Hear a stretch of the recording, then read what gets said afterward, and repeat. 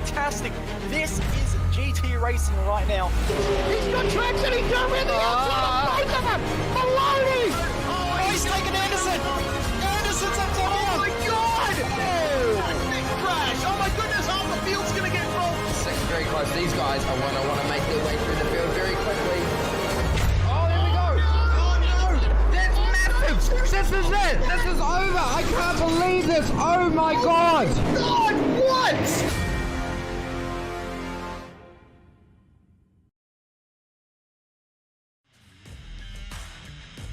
This is your chance to get behind the wheel. The opportunity to race just like the pros. From the grassroots levels, where we all got our start, to the most popular race cars on the planet. From the fairgrounds of Nashville to the high banks of Daytona, to tracks that will never be forgotten. Realistic driving, intense competition, all from the comfort of your own home. This is the ultimate motorsports simulation. This is iRacing.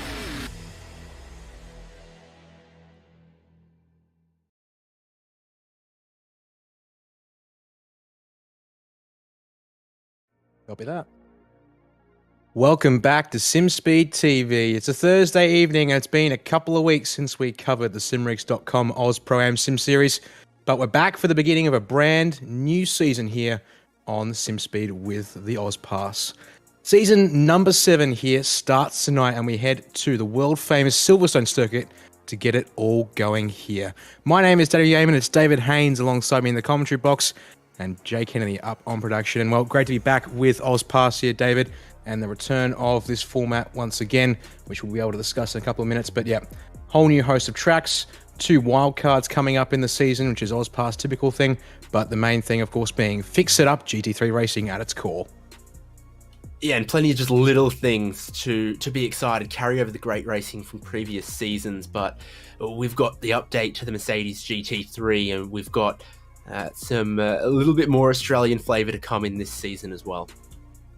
Very true indeed. Well, here is the circuit for you, of course, at Silverstone, the current Grand Prix configuration as it stands in the real world and here on the simulation. Obviously seen quite a few changes since that original 1947 opening date. Obviously, back then Greatest among them's the logo. Big change to the logo. And indeed, that is very true, I suppose. Quite a modern branding, if you will, there. But yeah, certainly after its foundation is an old XRAF airbase and basically a couple of runways for straights with some turns in there to mix things up. We now get this fantastic world-class circuit. A lot of high-speed turns there. The brand new Grand Prix section, which if I remember correctly, David, was 2013 or thereabouts when that layout was introduced. But starting with the Abbey and Farm complex into the Village and Loop, and then down Wellington Straight to Brooklands, Luffield, Woodcote, so many famous names, and of course Maggots, Beckett's, Chapel and Hangar, just to name most of them, let alone there's a couple in there we missed for good measure. And of course, the new layout came online 1 year before the new pit lane came online. It's such a distinctive pit building that it features in a lot of the iconography for Silverstone. It's featured in some Netflix TV series as a military base and other things. And this is what we've got to look forward to in this race, though. It's always a little bit about the strategy and who can be clever, not just who can be fast. Pardon me, that is very true indeed. So, if you're new to the simrigs.com Oz Pro-Am Sim Series, of course, we have ourselves 3 classes of racing to cover. 2 races, to say technically, though. First up will be the Pass 2 category, which is the open division. So for drivers who haven't or didn't make it into the fastest groups in the pre-season qualifying or are looking to join join after that qualifying are wrapped up, you can be able to jump into the Pass 2. So it's a 25-minute race here, sprint round format. And all cars this season are capped at 28% of their fuel tank capacity. The other thing, of course, with that, David, is that there are starting fuel limits, which are a little bit lower than that tank percentage. So we'll be curious to see how drivers make that work here tonight. But we'll get to that fuel strategy later, because here's the calendar and have a look at that. 10 rounds of racing, a couple of Enduros in there, the 2 wildcards, but a host of world-famous circuits up and down the place. Like Winton, everywhere you go around the world, people just can't stop saying, oh my goodness, have you been to Winton Motor Raceway? What an amazing circuit. It missed out last season in Pro-Am. It was a little too late on the scene. But delighted to have it. Delighted to have Sandown, and look at all those other great tracks there as well. Okay, so some world famous tracks that are known quite universally around the world, with a couple of Australia's latest and greatest when it comes to getting onto the sim. Then perhaps fine, I'll update myself there as we jump into the open qualifying session here. This is 10 minutes for these guys to show us what they've got here, and you can see that, well, while we're talking about it, time is almost out for it all, David. So, of course, these guys all racing for outright honours here in Pass 2, as we see one of our new AMG Evo machines currently out there on track. Unfortunately, they've picked the wrong number set or base paint, which means we can't quite see their car number on the side of the vehicle there. And, well, we'll one day imagine who that could be. But there goes the checkered flag as we get ready to start this race off. It'll be a rolling start as per pretty typical GT regulations around the world. And actually, pardon me, we do have 2.5 minutes remaining because this server is a single race, which means the drivers who got across the line and are still on a lap do have a chance to complete the lap that they're on here before we get ready for that race session. Brady Buchanan looks like he could improve. Patrick Panton might be able to as well, so it's definitely not all over yet. Indeed. So let's have a look at some of our guys here on track. Third place there, currently in the hands of Brady Carr in the number 29. And then we switch back to Liam Capli. So we saw last season, David, running in the AM division of AusPass, has now stepped back into Pass 2 for this season. Still running that number 20 and the Ferrari 488 Evo there as he comes around the final turn. That's a little wide, unfortunately. That lap will not count if it was going to beforehand. And behind him there, Patrick Panton, the number 36 BMW. Comes across the line, goes to a 2-minute 0.5, and that's was an improvement there on the last lap, so he does quite nicely to jump up into position number 7. Purple sectors here for Vandenberg in 3 and 4, so if he can make this last sector tidy, he could go to the top, he could improve. And yeah, you've got to keep at least one tyre, not on the white curbing, but on the is it green? The black and white curbing, not the green and white curbing. Yes, there. No worries at all. Yeah, the black and white, I believe, is the one we need to be particularly careful of. So Vandenberg around that corner there and actually improves into second place. There is Stuart Brown in the 981 Ferrari. Across the line 201.7 for him.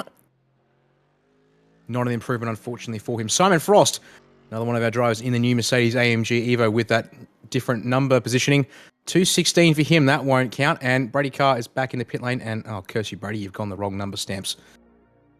Bonk on the head from your team boss. Disappointed, technically. Gonna dock his pay. Well, yeah, that's if sim racing in Australia was actually paid. We'll worry about that another time and another day, I think. But let's jump to the grid for the first race here tonight, David. Well, 25 minutes here for Pass 2. I'll have to stop for fuel as part of the strategy, but here's how they line up tonight. Maxi Cardellone also stepping down from the Pro-Am into Pass 2, lines up on the front row with Lee Vandenberg joining the series tonight to start alongside him there to round out our first row. It's Brady Carr and Brady Buchanan to lock out row number 2 there for the Bradys, and then Jason Muscat and Liam Caplice make it an all-Ferrari row number 3. 7th place tonight will go to Patrick Panton in the 36 BMW. He's got Hendrik Krasinga alongside him, returning to Pass 2, and a car switch there for Krasinga out of the BMW into the Lamborghini. Pardon me, 9th place to Jeffrey Wang. He's got Scott Rankin alongside there in 10th place. It's Jamie Blackman and Simon Frost to round out our top 12 cars here, David. Yeah, indeed. Quite a handful of Ferrari 488 Evos, because we've also got Stuart Brown and Jimmy Middleton. Matt Tesserero in a Porsche again. Thomas Leprake, a Ferrari. Paul Longworth, a Ferrari. Rodney Hobbs in the BMW M4 GT3. Nick Warnest, Shane Newens, Ray Harrison, Jack Widdis, Tyler Bowen, Ivan Vantagiato, and just a couple more, is there not? Yeah, Reese Ashmore, Zach Mitchell, Hayden Jackson, Greg Holmes. Notice there was, towards the rear end of the field there, a solid chunk of Porsches, and while they might be a little tougher to qualify in, they've been pretty good on their fuel economy in last seasons. Yeah, undoubtedly so. The GT3 changes middle of Season 2 seem to favour the economy of those Porsches. And in fact, it actually meant that the starting fuel was changed this season to reflect that a bit so that we don't have all these cars with identical starting fuel levels. It's slightly different. It is only a range of 2 litres. The Mercedes Legacy and Evo models here in AusPass start with the most fuel at 22 litres, and the Porsches are the least at 20. Every other car in AusPass will be starting with 21 litres of fuel on the fixed setups tonight. And then, of course, they have that 28% of their available fuel tank to refill during this race. So just waiting on the end of the grid timer here, as we will get these cars rolling towards the start-finish line very soon to get season number 7 of the SimRigs.com Oz Pro-Am Sim Series underway with Pass 2. Good-looking track, the full Grand Prix layout, pretty high average speeds around here, some pretty quick corners too. You've got to think about both turns 1 and 2 off the pit straight, the quick changes of direction. Maggots, Beckett's, Chapel, and also Stowe Corner can be a good opportunity to overtake, and that's a quick, long, loaded one as well. It sure is, and that will be a great test of who's got this car balanced, or their car balanced, I should say, versus the cars and drivers here who are feeling a little bit more uncomfortable with things early on here in the season. Speaking of that in particular, is that the Porsche drivers were a little concerned about the stability of their cars, but we'll have to see how that plays out here as they round the Vale Club chicane here to get this lap completed. We wait for the green flag here in AusPass before we get the race underway, so it will be in the hands there of Matthew Cardellone on the inside of the track for turn 1. Green flag flies, and AusPass is underway for season 7 here, and we're 3 wide straight off the start. Great launch from Vandenberg. You might get clear to turn 1, which should be close enough to flat out. Your pole sitter goes back 1 spot.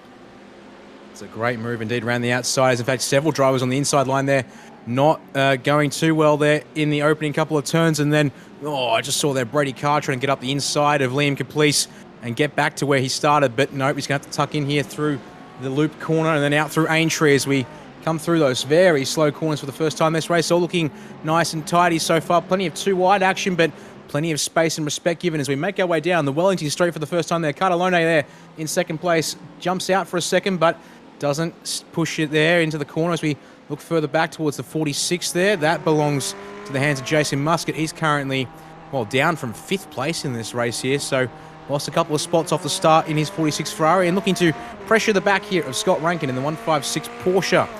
Scott Rankin is one of our drivers new to the series this season round, and we'll be looking forward to seeing how he can do as we look out the back of Muscat's Ferrari there to Patrick Pender for a sec, but then on board to Simon Frost. Simon currently started 12th and running a little bit further back than that, or maybe still in 12th. Apologies, folks, I don't quite have timing up on my end personally, so I'll have to rely on the broadcast for a couple of minutes here until I can sort that out. I'm sure his oil pressure is actually fine, but it's nice to get a look around and hear the sounds of this updated Mercedes AMG GT3. It all looked pretty stable, which has typically been one of the good characteristics of the traditional layout, front engine, rear wheel drive. That is absolutely true, and you can see there, front engine cars pretty popular here at the front of the field, but at the same time, good number of mid-engine cars to boot. And look at that there, Liam Caplice has been passed back by Brady Carr somewhere during that lap there, so order restored for Carr somewhat, and also crucially there, Cardellone gets back through on Vandenberg for the race lead at the end of lap 1. A quick back look at the Virtual Racing School replay here. We'll see here how Cardellone got it done into the final chicane. So able to force Vandenberg to keep the door open there and absolutely sends it up the inside. Plenty of space given though by the 963 here at the end of lap 1.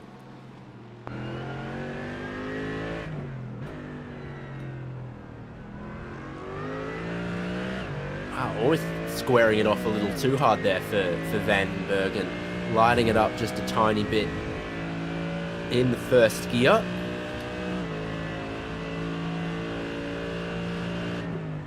So down the Wellington Straight there we went on board with Lee Vandenberg there in that new Mercedes AMG GT3 2020, aka the Evo package. You can see there plenty of new number decal designs offered by iRacing for this season. Unfortunately, with the AusPass mandatory decals the drivers were required to apply, it means you do have to conform to those decal designs, which means, several cars here might be a little bit out of place. And, as we said earlier, unfortunately, one of those drivers here, Brady Carr in the BMW M4 GT3, also looks a little bit out of place. Back to Matt Tesoriero here for a second. We saw him in Pass 2 last season and back again here for Season 7. Also, still rocking that Porsche as around goes the number 17. I think that was of Vornest. Where are you, good sir? Nick Vornest in the 916, pardon me. Unfortunately, around he goes. And got to be careful there not to rejoin onto the racing line in front of teammate Ray Harrison there. But they all sort themselves out as back up to the fight for the lead. And these two guys are starting to break away here at the front. Catalone still holds, though, from Vandenberg as they head in to complete lap number 2 here, David. Yeah, 2 seconds ahead of the rest. Still pretty close together. Slipstream effect ought to be strong proportionally around this circuit than others. Again, 4 long straights, high average speeds. You've got, your Wellington straight, your Hamilton straight, your old Pitt straight, and your Hangar straight. So what happened to Thomas Leprake at Stowe? Oh, yep. Well, I'd call that unfortunate, I think, to say the least, as he's completely looped it there and, well, undoes some of the good work he'd done already in this race. We see him there currently riding through turn 1 and, well, a long way off where he would like to be. Back towards the front of the field, pardon me there, David. You see here Brady Carr back up to 3rd place after getting through on Brady Buchanan, after getting through Liam Caplice. You can see now, though, he's a bit of a cork in the bottle. It seems our front 2 have well and truly checked out in those new Mercedes machines. But you can see here BMW M4, Audi R8, LMS, Ferrari Evo, and Lamborghini Evo as well. That was getting a little bit loose there out of left field corner in the Lamborghini at back of shop. That's Hendrik Krasinga in the number 3 machine. You can see here a striking paint design that they've, I believe, come up with for the series. Has Krasinga, and he's got a teammate here in the series. I believe Class 2 for that teammate as well. Also going by the fantastic team name, at least sounds appropriately Italian, Rosso Volante there for Krasinga and his teammate, which if I can find it, there we go, there's the channel. Where are we? Matt Andrews, who has been promoted to the Pro-Am, of course, after his performance last season here in Pass 2.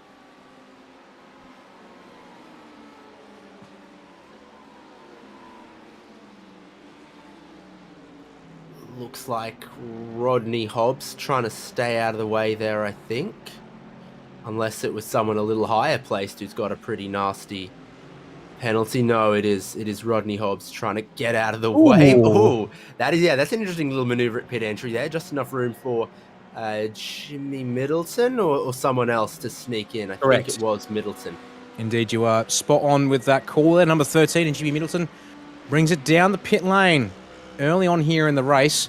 Now, the starting fuel for these cars should be good for 5 laps, maybe 6 if they can stretch it and manage that fuel number here. Of course, most of the cars.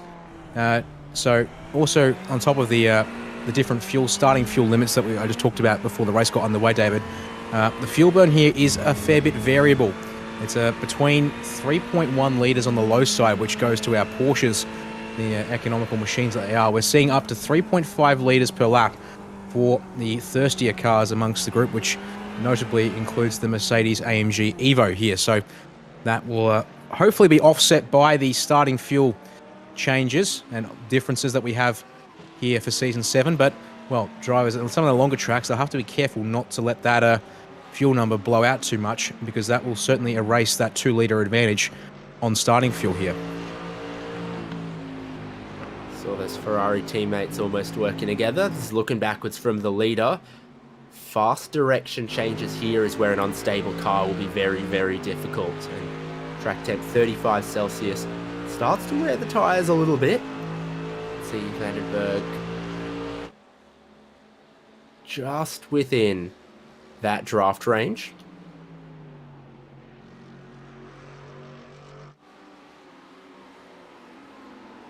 Indeed. Importantly, sticking with him right there. And that will be good for him as we jump back to Liam Caplice in the number 20 machine, continuing to pressure Brady Buchanan for 4th place here tonight. But you can see Brady Carr just up the road there, starting to gap that Audi directly in front of us as we ride on board with the number 20 to round out the 4th lap of this race for Pass 2. So you see that already 8 minutes into this race, nearly 9 as old. Car off there at Stowe. Now, pray tell, who is that? Meanwhile, up the inside goes Caplice at turn number 3. He just gets through there at Village. Is able to cover that off as, trouble for Scott Rankin there at turn 1 through Abbey and Farm. Time to jump back to the Virtual Racing School replay, David, and just try and make sense of what we've missed here. Just doesn't stick. Just looks like it just doesn't stick. Simon Frost, I think, got a bit lucky there. Right, that would explain things perhaps there. Someone in a Merc just picked the right way to go. Well, good for them indeed. So back up to the front of the field, David, on board with Brady Buchanan. He's been passed now by the number 20 of Liam Caplice just on this lap. That Village is into Cops Corner we go, and that rear end of that Ferrari looked a little bit loosey-goosey there for Caplice, but he hangs on to it all the same as they make their way down towards Maggots, Beckett's, and Chapel. And, well, yeah, a fantastic corner complex in just about any car in the world. Obviously here, GT3 have to back it off a fair bit. We are limited by mechanical and modest aero grip. But now onto the hangar straight. And let these cars sing here. And Audi in particular has such an aggressive, but I have to say, appropriately racy engine note as they bring it then down on the brakes into Stowe. Try and get on the power early again and think about using the curb. He doesn't use it that time, just Buchanan. And there we go. Cars in the pits, including, see there, Vandenberg out of second place. Did he follow in the race leader of Cardellone? No, he did not. So Cardellone opting to go another lap longer here at the front of the field. Meanwhile, Vandenberg is joined in the pits by Brady Carr and Brady Buchanan and Jeffrey Wang. So a mix of manufacturers coming down the lane here. So good to see. It looks like our fuel numbers for this season all looking fairly well balanced here to start this season off. And we're curious to see if these guys who are committing here on this lap have had to save a chunk of fuel to make it through. As out comes the first hour drivers in. Vandenberg gets it off the lane there. 12 seconds stationary in the box for the 963, David. And he comes out into a nice pocket of clear track. Brady Carr, the next off the pit lane, as you would expect. But Jeffrey Wang has done an excellent job there to jump Brady Buchanan in the pits. Yeah, very, very similar stop times from just about everyone. Only half a second here or there. But you can see the half a second is in the favour of Jeffrey Wang compared to Brady Buchanan. And some of them were very, very close on that pit entry as they, all have a different tolerance for how risky they want to play with the pit lane speed limit here. Yes, that obviously could be tempting to try and gamble with things there, but, well, would probably be best in a tight competitive league race to not mess with that too much and play it safe, I would think, perhaps. But, well, you never know with some of these drivers and the risks they might be willing to take. So, back up to our race leader for a bit. Here coming down the hangar straight is the 81 of Matthew Cardellone. And surely now brings it down onto the pit lane at the end of this lap to get his stop complete. And indeed, direction, pit entry for him. So this will be critical. What can he do pit stop-wise compared to our drivers who came in the last lap? You remember, just under 13 seconds for Lee Vandenberg, who was running in second place before he chose to bring it down the lane. We'll see here, can Cardellone shorten his stoppers? Everyone who's stayed out, with the exception of a couple of drivers who are coming around to unlap themselves, I believe, after a rough start here, are in the pits. So, Cardellone, Liam Caplice, Hendrik Razinga, Patrick Panton, Simon Frost, Jamie Blackman all bring it down the lane, which leaves us Lee Vandenberg, the next one, coming around on track. What can Cardellone do? He's got that car parked in a nice angle there, David, and there he goes away from his box. Is it enough to stay ahead of Vandenberg, who's coming up to turn 1? It's going to be close, but I think Cardellone's got it here on the pit cycle. Yeah, and then not too long after that turn 2, you're hard on the brakes here, and the driver who's come out of pit lane is up to speed relative to the fast cars by turn 3 and 4 in this section here with the loop.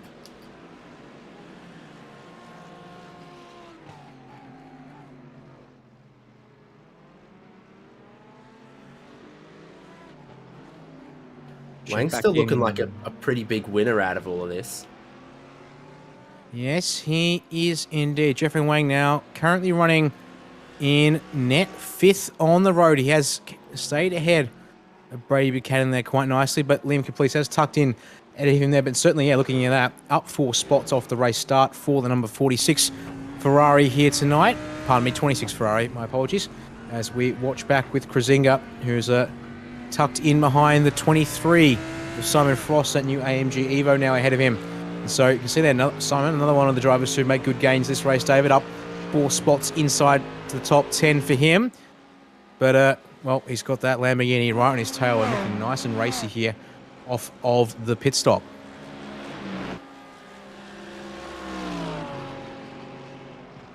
Not a huge braking zone, so it's so tough to pass here, and found that out pretty quickly. Lambo, oh, yeah, it's drilled from behind. Had a really big moment, had to woe it up. Nowhere for the other driver to go. For Kratzinga, it's costing him quite a lot of time, and he did get hit pretty hard. Yeah, that's unfortunate for both those drivers involved. We'll have a quick look at it on the replay, thanks to Virtual Racing School once again. So out of Cops, looking all nice and steady here, and then on board with Krasinga through Maggots and Beckett's, and then just Carr doesn't get to the apex. Half spin there, but that loss of momentum to try and make sure he keeps it under control. Completely unexpected for Panton there in the 36 BMW behind. And unfortunately, Panton picks up some decent front-end damage, and here's what it looked like from his perspective here. So you can see there, whoa, boy. And then, unfortunately, good old whack in the back to send that Lamborghini around the other way. And, well, a painful run back to the pit lane for him. So back to live pitches, David. And once again, battling here over third place. Brady Carr hanging on for now, but Liam Caplice is still there. And they're bringing Jeffrey Wang along with them. The front two have checked out there by 5 seconds between Vandenberg in second and Carr here in third place. But it's a good showing here for the man from Drop Bear Motorsport. Been a while off the sim, thanks to a life and also a opportunity actually for Brady to compete in a FIFA esports tournament to actually represent the Central Coast Mariners here as part of an A-League based competition. I know that's actually really cool and a great opportunity. I just struggle to make myself care. Like, thank you very much. I'm sorry. Sorry. Only 10 minutes to go. Everyone's made their stops. Cardellone with that 2 seconds over Vandenberg, breaking that toe. I think pretty important. And it's the battle over third place that we witness here. Indeed. Well, okay, then I'll keep the facts stuck to the racetrack from what I can see. Then perhaps that'll keep things ticking along quite nicely. But oh well, the more you know, I guess. And well, guess learn my lesson for there, I guess. So this is certainly the battle on track, I would have to say. As oh dear, trouble for the number 12. That is Jamie Blackman, and you can see there. Well, indeed, in the weeds at Maggots Beckett's Chapel. Rejoins the circuit there, but he's now a long way down on where he would like to be. On the replay, once again, from thanks to Virtual Racing School, David, and, well, another mid-engine car. I wouldn't be surprised if we see another snap here through the middle of this complex. It's the curbing, isn't it, at the second part? Oh, it finds the wall pretty hard. Track temperature stayed just about the same, so it's, I mean, track temps in the high 50 Celsius are possible. It's not insane. It's just a little warm at the moment. Yes, 36 degrees Celsius track tempers. Lap traffic for our third and fourth place runners here. They get through without too much fuss there at Brooklands. Thankfully, the number 73 of Shane Newlands able to step off the racing line there. So good awareness from him and good focus from these guys to keep on racing. But yeah, do you have the same number I have? A very, very, very short pit stop for Simon Frost.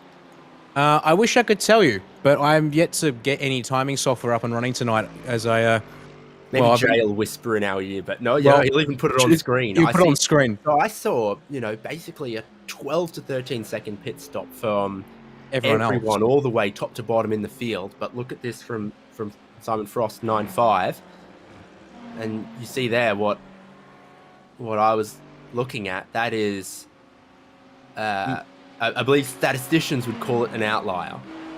Yes, certainly an outlier indeed. Frost was one of the drivers that went a lap longer before the pit stop, though, than everyone else. So he did presumably save a little bit early on, make that stop a little bit later, and would have a pretty good idea of the fuel burn by that point.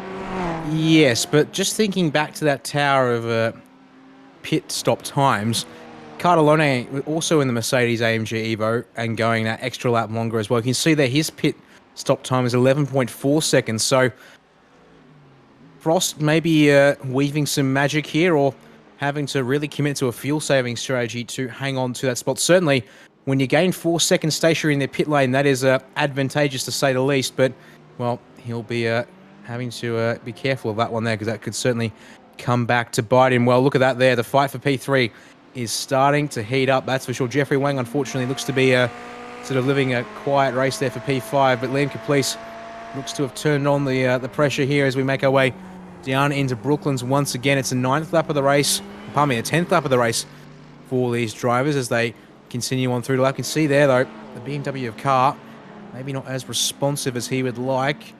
That, or just trying to get the car rotated with a straighter exit out of these turns, because that BMW a little bit loose on power down, and the traction control not the biggest fan all the time. But that's loose from Caplice, I think. In fact, both of them are a little loose there through Cops. So, well, track temperature for the record is at 36 degrees Celsius, has been for some time in this session.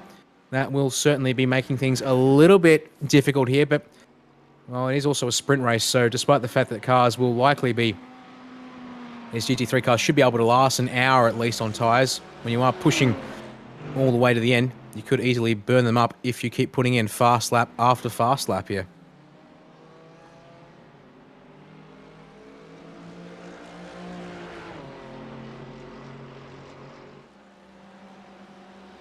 Having a look here now at Simon Frost, and look at that there.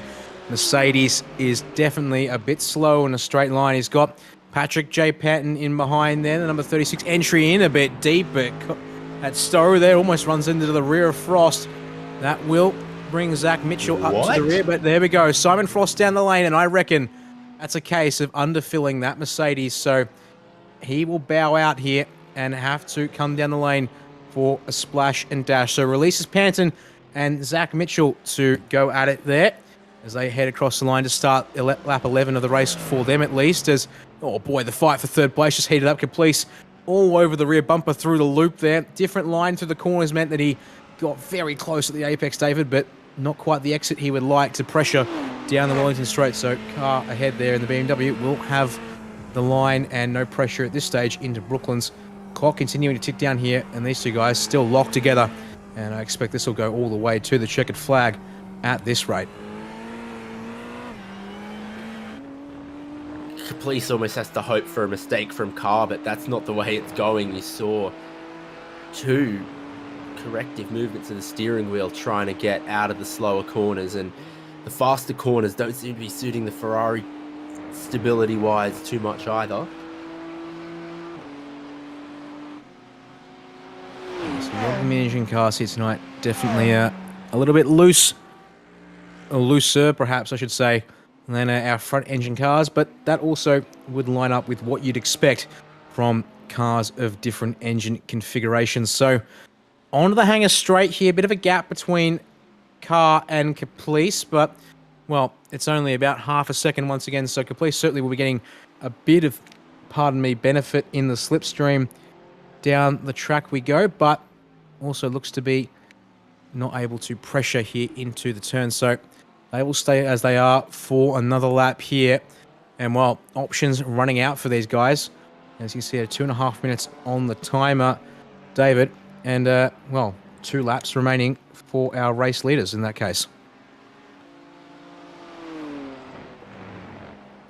Yeah, and I've just been looking, is there more to Simon Frost? Because he had quite a long stop. It wasn't 5 seconds of fuel. It was 36 seconds of service. Oh, dear me. Porsche, Mercedes, and speaking of the Merc, look who it is. Simon Frost now entangled in more drama. So back to a replay we go, thanks to Virtual Racing School. And, well, the Porsche here, 19th place at the line would be Nick Vornest in the 916. It is, and yeah, look at that. tries to spin it round with no traction control, and oh. Yeah, what's Simon Frost to do there with a car that's trying to do a flick spin? Doesn't have a way to disengage the traction control, it would seem, so that's become a traction circle and a collision hazard, to put it mildly, I think.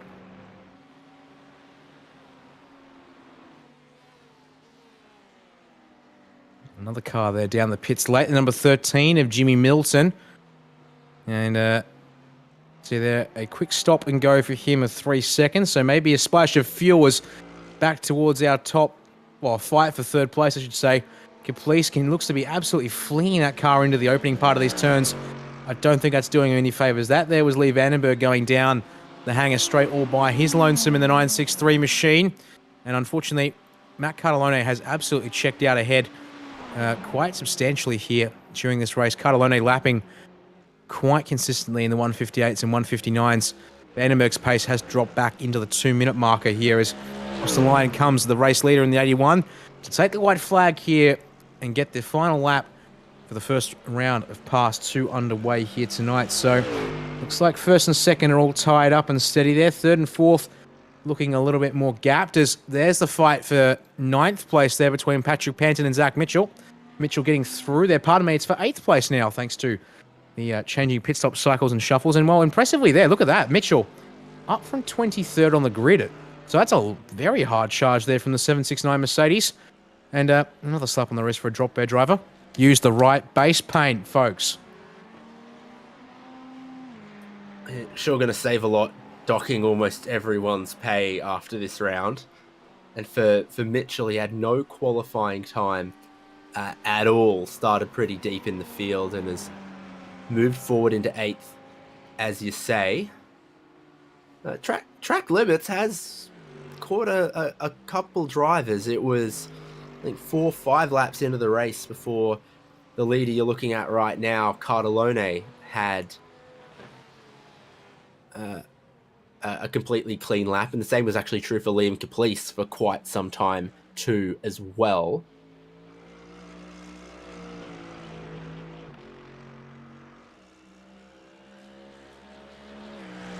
So back to our race leader here, Matthew Cartellone. The 81 machine, well, started from the pole. Looked like it was under some pressure from fellow Mercedes of Lee Vandenberg. But rounds, Cops, pardon me. No, that's not the Cops, that's Stowe. Jeez, you'd think I'd know my corner names here at Silverstone. But apparently I do not. Through the Val chicane he comes to finish this one off here after 13 laps. Unchallenged to the end. And, well, that's the kind of start that Cartellone would like to see after a season of ups and downs in the Pro-Am last time round. Vandenberg brings his Mercedes across the line to round out the podium. And look at that there. The fight for third goes to the bitter end, but Brady Carr will hang on to take P3 ahead of Liam Caplice there.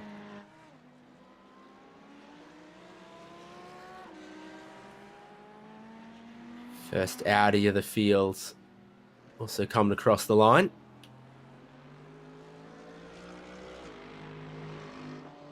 And then more of our drivers. And the top 10 there going to be rounded out by Stuart Brown in the 981 Ferraris. The rest of our field makes its way through the last couple of turns. You see there, Hendrik Razinga started that final lap in 11th place, but I think he has slipped back down the order there. So wait now for the final cars to finish up the race, and then we can complete the race results. At least we can tell you here the unofficial times at the line for the top 10. It's Matthew Cartellone. You can see there a healthy 11-second margin to Lee Vandenberg in second. Absolutely pulled away after the pit stop tonight, David. But, well, after racing in the Pro-Am, not all that surprising, I dare suggest. Lee Vandenberg makes it second place finish for him tonight. Joining the series ahead of Brady Carr, also new to AusPass, making it a good start for them tonight to get onto the podium here in Pass 2. Liam Caplice in 4th place there, hanging onto the tail there of Brady Carr, but not quite able to get ahead. But Jeffrey Wang to round out our top 5. Then Brady Buchanan in 6th, Jason Muscat in 7th, Zach Mitchell in 8th, Patrick Panton in 9th, and Stuart Brown to round out our top 10 here in this first race of the season. Yep, Thomas Leprake, despite what we saw still improves from 13th on the grid. No, further than that.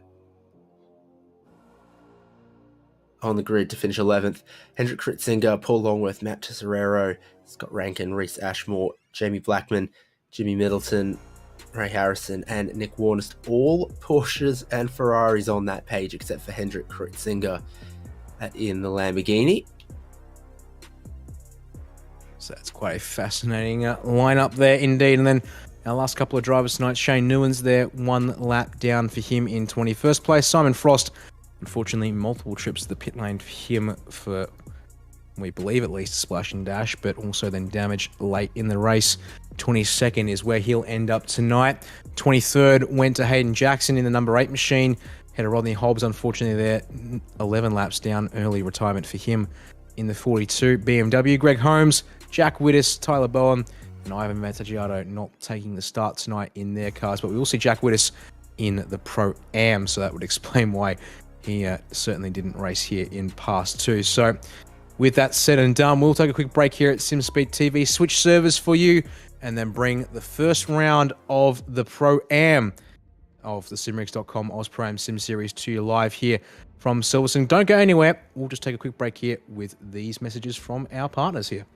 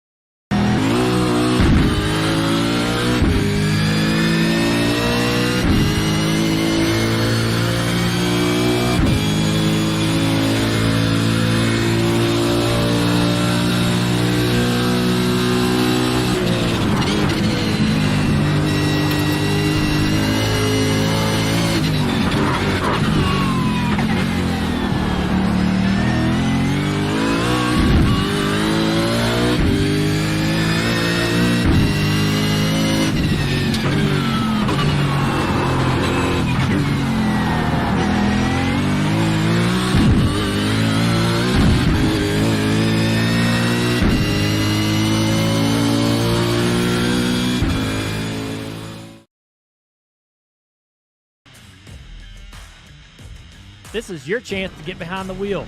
The opportunity to race just like the pros. From the grassroots levels, where we all got our start, to the most popular race cars on the planet. From the fairgrounds of Nashville to the high banks of Daytona, to tracks that will never be forgotten. Realistic driving, intense competition, all from the comfort of your own home. This is the ultimate motorsports simulation. This is iRacing.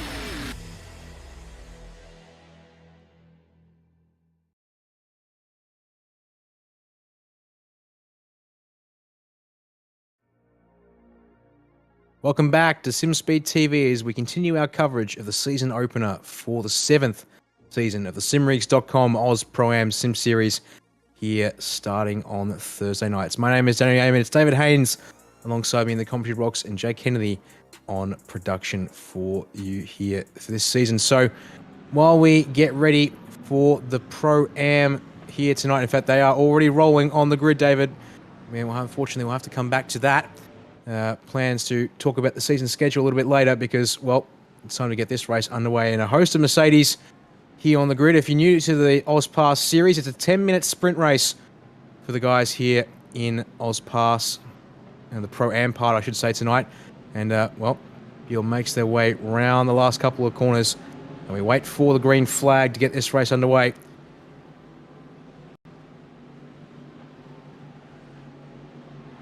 And there it is, green flag flies. The Pro-Am starts here for Season 7. AusPass, and look at that again, spreading out across the front straightaway.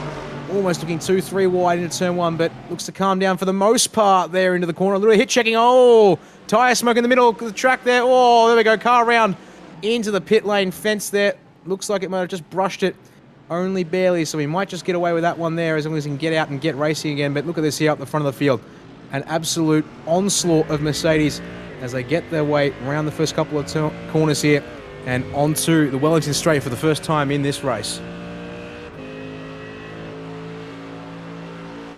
Never heard of that fella, but he's running in third behind, looks like Luke Turner and Jeff Connell leading at the moment, and plenty of these new Mercedes AMGs. They sure have sold plenty of them. They're competitive for the moment, but of course the rolling balance of performance will mean that it should all equal out a bit later. That's Lachlan Capel around in the Porsche. Got to be so careful rejoining there because everyone's still too wide in the bulk and the meat and potatoes of the field. Yeah, that's unfortunate there for Capel.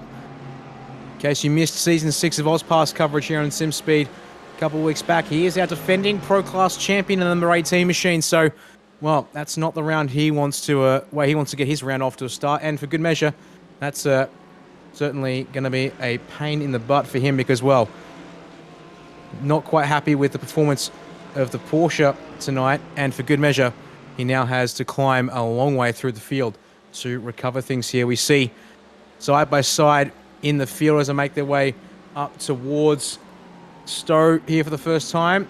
Number 82 of Alexander Bird there joining AusPass tonight here for Season 7. He's now fighting with a pair of Mercs there. The number 190 in the session. That belongs to Dennis Gaderick, once again returning to Season 7 of AusPass here. And, well, Bird slots in ahead of him. As, oh, goodness me, I'm looking at 3 wide in the mid-pack as Capel's on an absolute tear trying to get through things here. The 32 there is in the hands of Adam Funslow, and he's slow down the front straight there, serving what must be some kind of slowdown there, David. So, well, first lap done, a little bit more chaotic than the first lap of Pass 2, but that's kind of what happens here with these sprints and such. But you just saw there on screen the format for the Pro-Am sprint rounds, such as tonight, in case you weren't familiar. 10-minute opening race here, and then we transition into a 40-minute race with the fixed setup and fuel tank restrictions, meaning that will be a game of fuel strategy to the extreme. We've seen plenty of crazy strategies work during this season, as just see the deal on O'Shea, the number 19. Simrix.com DPR, Porsche. Around he goes. Entangled there with Rob Hill in the 1-2-3. Oh dear, that's unfortunate there. 1-2-3 Mercedes. And another car, unfortunately, meeting its demise with the fence. Back up towards the front of the field, though. See here. Our lead guys relatively unaffected here as they make their way through Maggots, Beckett's and Chapel to the second time in this race. So Jeff Connell scored a lot of great results last season. He's moved across from the McLaren MP412C into now a black Mercedes. In second, still in the slipstream of leader Luke Turner. It might be just starting to leave Andre Heimgartner behind, and I think some pressure on there. Oh, and a contact. Oh dear. Trouble there for Dennis Gaderick in the 190 machine. Unfortunately, round he goes indeed.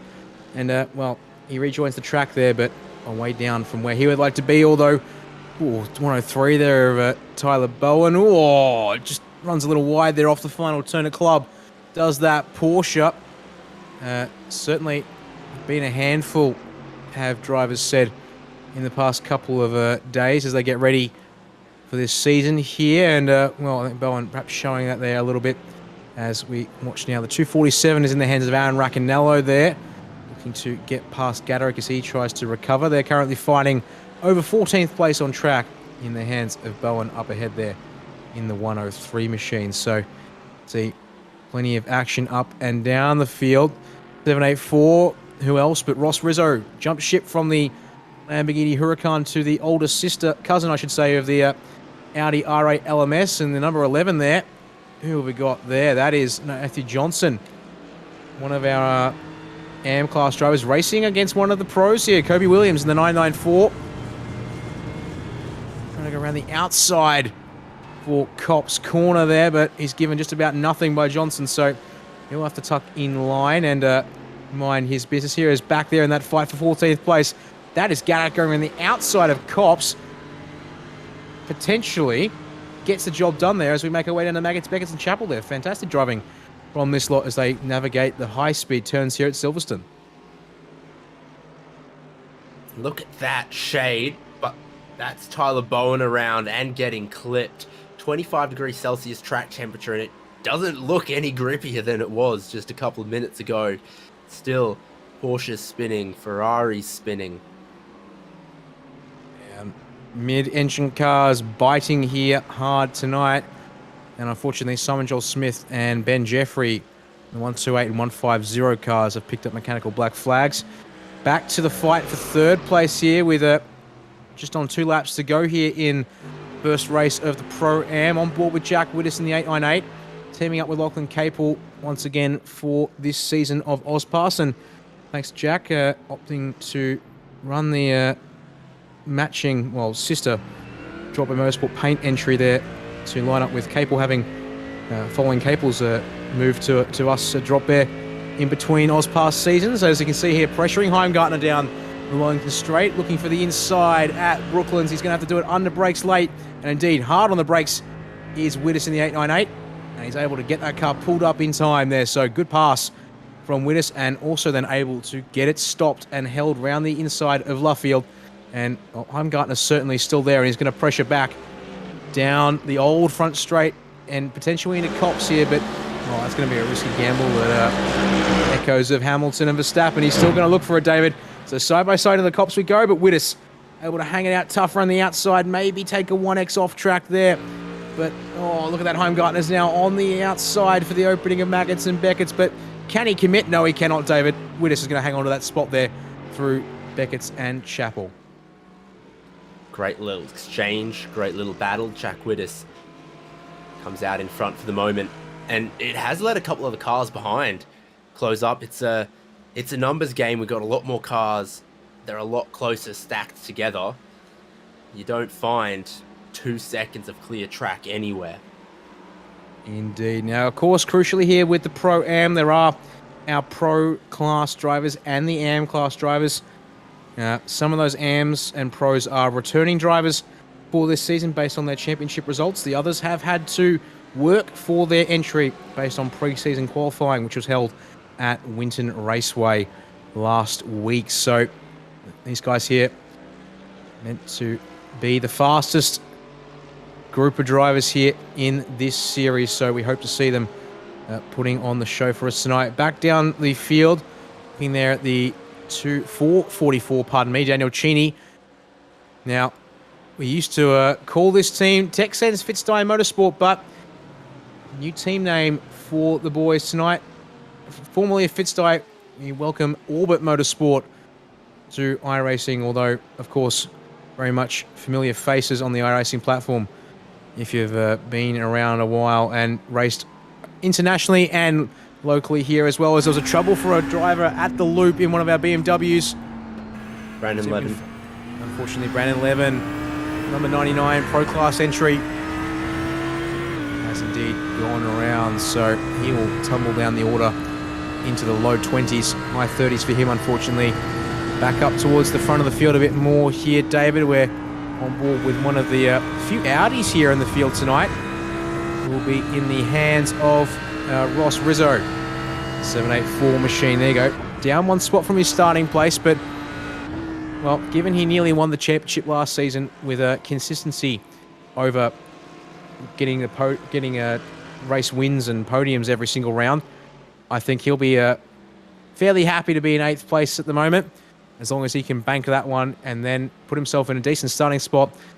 Well, if you're new to AusPass, but if you're unfamiliar and new to what AusPass does, there'll be an inverted top 10 for the next race after this one, which will be the 40-minute main event for tonight.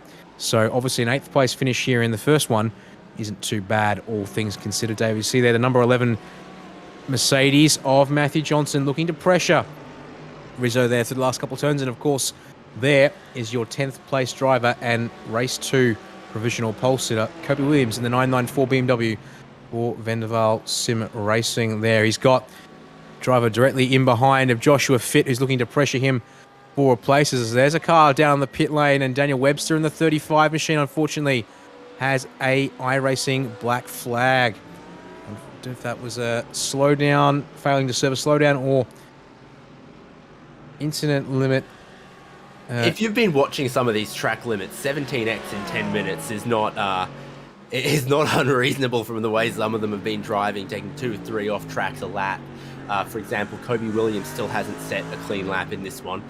Move from Ross to go around the outside there, park it a little bit. And there's been, a bit of door banging, a couple spins too. It's possible to rack up that 17 very quickly. Oh, yep. It's certainly a track that encourages pushing the limits here as well. Look at this here in the last couple of laps between Andre Heimgartner and Alexander Bird. Bird looking to pile the pressure on here right in the last couple of corners of this race. First of 2, of course, for tonight. So through Beckett and Chappell. Massive snap for Bird in that Audi. He keeps it together. You'd wonder how, but, well, that man is one of the best in a GT car on the service. And, well, you don't get to a team like Vendaval without showing your stuff. And car control is certainly the main part of that. But, well, it's been a very quiet race for the number 9, Luke Turner, and the main reason being he's been fairly unchallenged this race. He's going to come around the final couple of turns, and that's going to be 2 Mercs taking 2 race wins here in the first round of AusPass Season 7. Jeff Connell there going to make it another 1-2 for Mercedes. There's trouble there at the end of the race for one of our Lamborghinis. The 788 of Danny Davidson has ground to a halt on the outside turn. Has that car run out of fuel? Have these, because they've done 6 laps here tonight in the first 10 minutes of this race, have they stretched the tank a little bit too far, or is he having some He's got no revs. Okay, no revs would suggest a running out of fuel then, I would think, although dead straight steering did confuse me a little bit there. Maybe some kind of hardware failure at the same time, for good measure. I mean, it could be no revs because he's got no pedal. Yes, that would potentially be the other part of that equation there. So we'll have to wait and see. Rob Hill in the 1-2-3 trying to pressure Sam Lehman for one more spot in this race, but they're going to come round final couple of turns and finish where they are, which is 40th and 41st in this race. Unfortunately, both of those drivers falling down from their starting spots, and they'll have a bit of work ahead of them if they want to try and get back up the order tonight. So here are your unofficial results from the first of the Pro-Am races from Silverstone tonight. And Luke Turner comes across the line looking relatively unchallenged there, ahead of Jeff Connell for second place. Jack Wittes up into third place, ahead of Andre Heimgartner for fourth place. And, well, look at that. Mercedes Evo domination. I count 7 of your top 10. Alexander Bird and Ross Rizzo, 2 Audis there hanging on for 5th and 6th respectively. Graham Smith and Matthew Johnson, your top 2 AM class drivers, able to get inside the top 10 outright tonight. Ahead of Kobe Williams in 9th place and Joshua Fitt to round out the top 10 here in the first one, David. Yep, it's a big list here for the season opener. Got Matt Andrews, Dennis Gaderick, Timothy Fabian, Adam Funslow, Wayne Hewitt, Aaron Raccanello, Christopher Henn, Daniel Hill, Daniel Cheney, Lachlan Capel, And that's not even the half of it. It keeps going with Chu Kang, Owen Coleman, Nick Wood in the McLaren. We didn't see a whole lot of Dale Carpenter, Phil Orty, Tyler Bowen, Jeremy Greentree, Ben Pollock, Simon Cox, and Derek Orty. And then 31st place to Braden Levin there. Unfortunately, a spin for him in the middle part of that one there. So he's going to have some work to do here tonight. Adam Jepson, 32nd place finish in the first one for him. Luke Fitt there in 33rd. Aaron DeLuca, 34th. Richard Brookfield, 35th. Hilton Booth, 36th. Mark Foster, 37th. And Simon Dwyer, 38th. Ivan Ventagiato, also a rough race for him, 39th. And Sam Lehman, your 40th place finisher. And you can see there quite a diverse range of cars. Further down the order we go, David. Yeah, with Rob Hill, Nick Buxton, Ben Jeffrey, Daniel Webster, Nick Bottrell, Hamish Monroe, Jake Janovic, Danny Davison, Dylan O'Shea, Simon Joel Smith. Who else do we have left?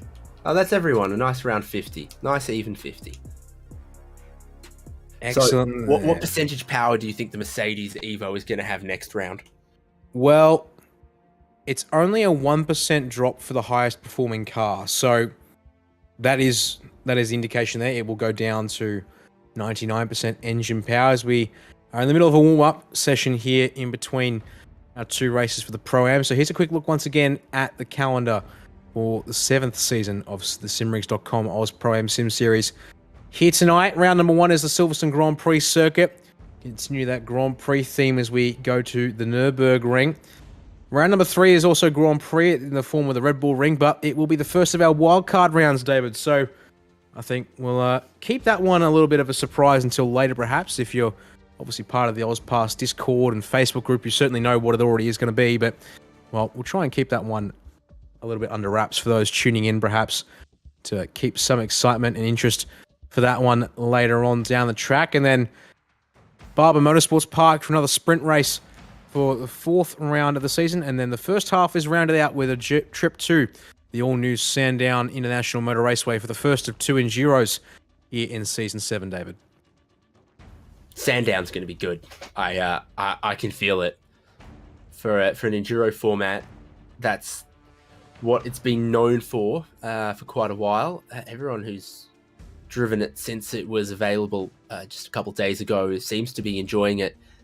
No matter the car, and I think it's tight enough for good GT3 racing, but it's not racing GT3s around a car park. It is still a little bit more open, a little bit longer straights than Winton.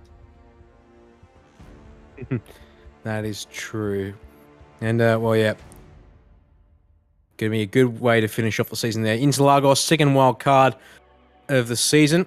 And, well, there's actually a bit of a thematic picks there for the wildcard tracks. So if the keen-minded amongst you can get cracking on well, actually, Austria is a little bit of a neighbouring pick, but Interlagos, Brazil, certainly very much on theme there for the wildcard car pick there as well.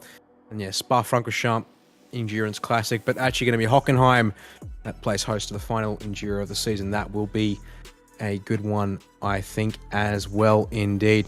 And good to see plenty of circuits on the calendar here. In fact, all of those circuits we did not see in season number 6. That's good to see some fresh variety to mix things up. So almost done here with the warm-up, David. Once again, though, here is your format for the Pro-Am sprint rounds. 40 minutes on the clock for these guys here very soon. And, well, also crucially, fuel tank restriction there of 28% for all cars will dictate our pit length. So we should usually see 2 stops out of these drivers in a 40-minute race with that kind of fuel tank restriction. But, of course, after watching what Jeff Connell did at some of our more technical tracks last season, I wonder if anyone will roll the dice on trying to make it on a one-stopper here tonight. Well, based off what we saw of the 10-minute race, I don't hold out a lot of hope, even for masterful Jeff Connell. as a rough approximation, the Mercedes has 21% fuel relative to that. So the percentage number of its starting fuel is 21%. So you can stretch it to 6 laps with fuel saving on 21%. You maybe get another 2 or 3 laps. And yeah, well, actually, it's a good point. I believe the fuel tank restrictions have been severely capped this season, actually, to prevent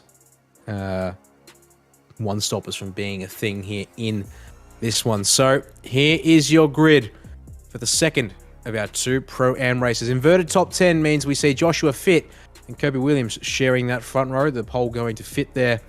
He'll have the inside for the run to turn 1. Then Matthew Johnson and Graham Smith taking up 3rd and 4th place. Tonight they've got Ross Rizzo and Alexander Bird to make it all Audis on that 3rd row here for this one. Andre Heimgartner will start ahead of Jack Whittis, and then Jeff Connell and your race 1 winner Luke Turner out of 10th place. And then the order as it was from race number 1, Matt Andrews and Dennis Gaderick out of 11th and 12th, Timothy Thieban and Adam Funzo for 13th and 14th, Wayne Hewitt and Aaron Racanello for 15th and 16th, Christopher Henn and Daniel Hill to round out our first 18 drivers here. I think you get the picture with the rest of the field as they finished in race number 1.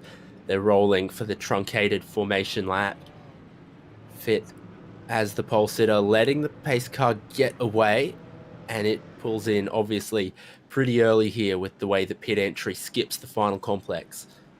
Silverstone on the Grand Prix layout. I have to wait on Barney's green flag, but I fancy Joshua Fitt's position with the inside and with the torque that the Mercedes can have at a start. Yes, absolutely indeed, I would think. So we wait for the green flag here in AusPass once more. There it is. We get this second race underway here. 40 minutes on the clock, and look at that there. They are coming after the race leader and fast. He has not got the jump he wants.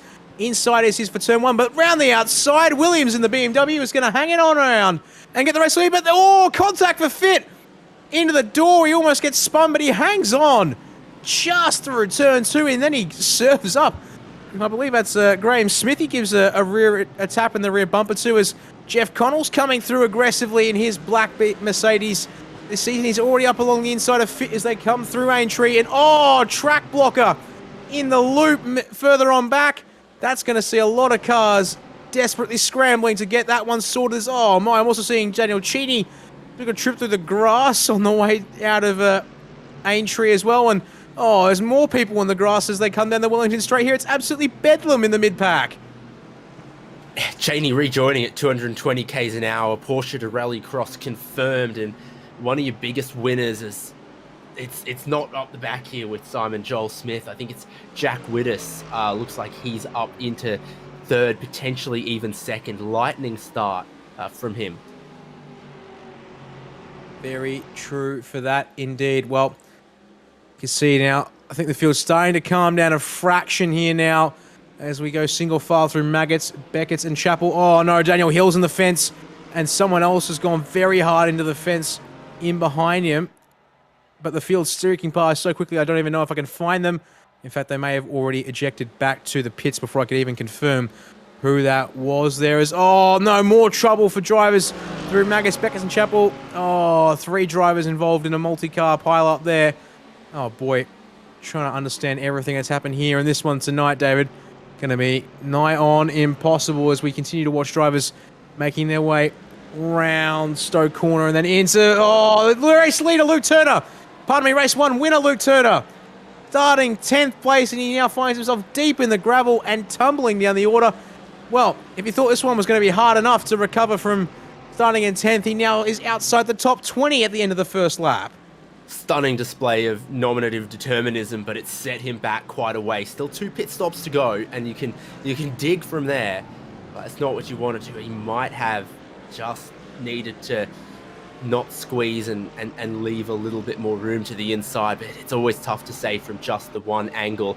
Jack Whittis' lightning start continues as he has the lead of the race now. He got around Graham Smith, and slow down for Kobe Williams. Always punishing, but especially, like you say, there's no room to breathe here. You lose 2 seconds, you lose 8 spots. Yeah, everyone is still bunched up here at the front of the field, and even further on down the field, despite all the chaos. Just 50 cars on track means you are going to lose spots, as on board with Lachlan Capel after a bit of a rough start to that first race. Spin for him early on, which was hard to recover.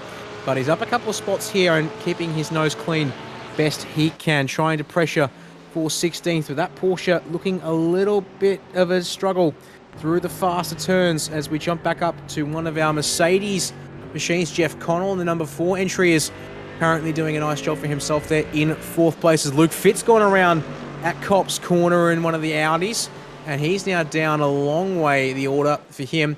In fact, back to 38th place for the number 151 Audi as Joshua Fitt, after almost losing it.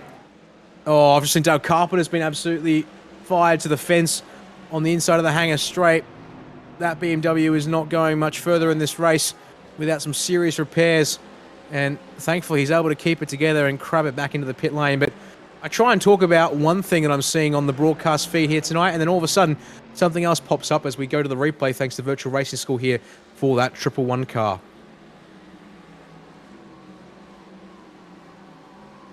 And oh dear, David. Bit of trying to force the issue on with the attack, trying to open up the line on defense, and they come together and only one walks away from that one unscathed.